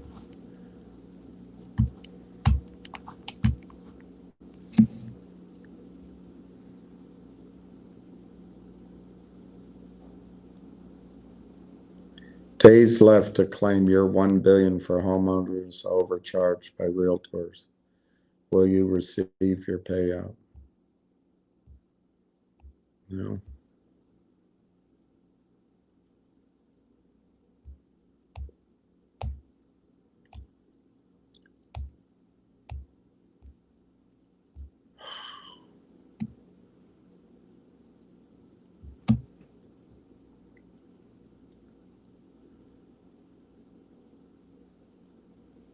All right, I'm not going to look for anything else. I'm going to sign off. I appreciate everybody coming here. I know it gets boring to be shifting constantly to a more staid and unexciting investment like silver or gold, but I think we're running out of time to get in. It's not the ground floor, but the elevator has barely started to move. It's probably in between the ground floor and I don't know, the mezzanine hasn't reached the first floor yet.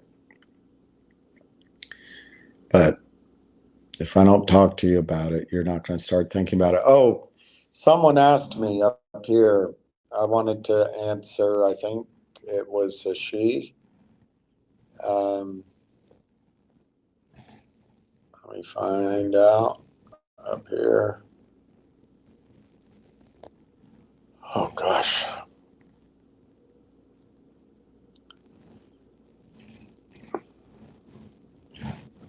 Okay, here.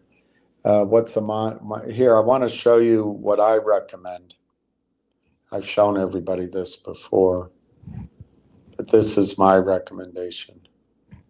Is gold silver. This is Mike Maloney's firm, but here's a monster box you can buy from him. It's 500 ounces of sealed mint case American Silver Eagle. Every dealer has this. You can buy them other places. I just think that Mike Maloney has the care and the attention to you. He's honest, and you won't be hurt by it. But it costs, I don't know, a couple of weeks ago, it cost $1,700 a box. It's probably more now. But that's what it costs. You can store it. He's got places you can store. He's at goldsilver.com. He doesn't know me from Adam, so I don't have a relationship with him, but I've followed him for years. I've read from his book to you, and I think he's thoughtful, very careful, and he'll teach you his videos, and he'll teach you. But anyway, that's where I would go. You can do it on other sites. I would stick to American Silver Eagles because they're well known. They're not the highest grade of silver. That would be the Canadian Maple Leaf, for example. But this, that's in the price. You're not overpaying. It's all here. So anyway, that answers that question.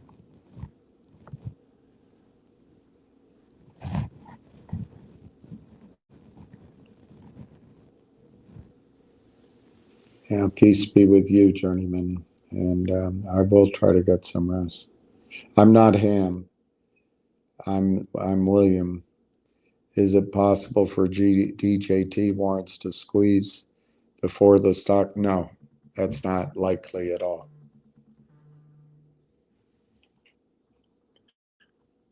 Hello? Are you still live? Yeah, I was just about to sign off, but I'm still live. Let me just, you put me on. Yeah, you're on. So everyone, I just GBUX, I just posted the close from Thursday and the close today. William, they had a print at 1605, 405 on Thursday of 17,794 after the market closed, right? Did they do that again today? At 402, 17,800 crossed. So they're just it's the same shares. They're going back and forth. It's a wash trade. They're washing it, going back and forth, moving it back and forth. And we're sitting here believing the price. And they want you to believe it's an effing joke. Our stock market is an effing joke. The volume had gone up. The volume went up by almost, 10 to 20%. It was like 90,000. It went to close, wound up, 112, whatever the number was. Yeah. And yeah, 112,000. And added 112, take away 18 of it, gets you down to 90 something thousand. So I told you the volume and all these things, these transactions are fake. Mm. And it's right there. I put the print up. You can look at the two photos. It's exactly the same amount. They're so lazy, they don't even change the amounts. Yeah. And there it is. It's right there for you to see. I just wanted everybody to see that. I had to wait to get the time in sales, but that's where it came out. All right. So again, you can see yourself. That's all fraudulent activity. All right. Yeah. Have a good night. Thank you. That's good. Thank you. Thank you.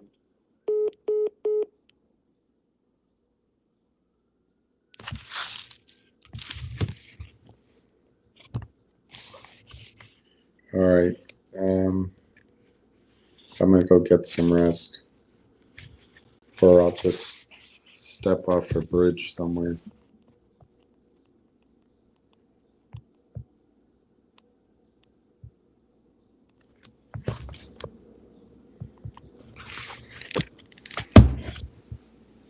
Oh, all right.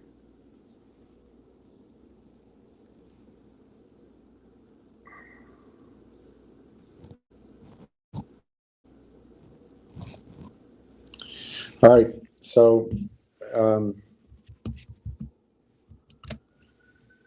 you don't have to do a monster box. You can do 100 ounces. You can do 50 ounces in a sleeve.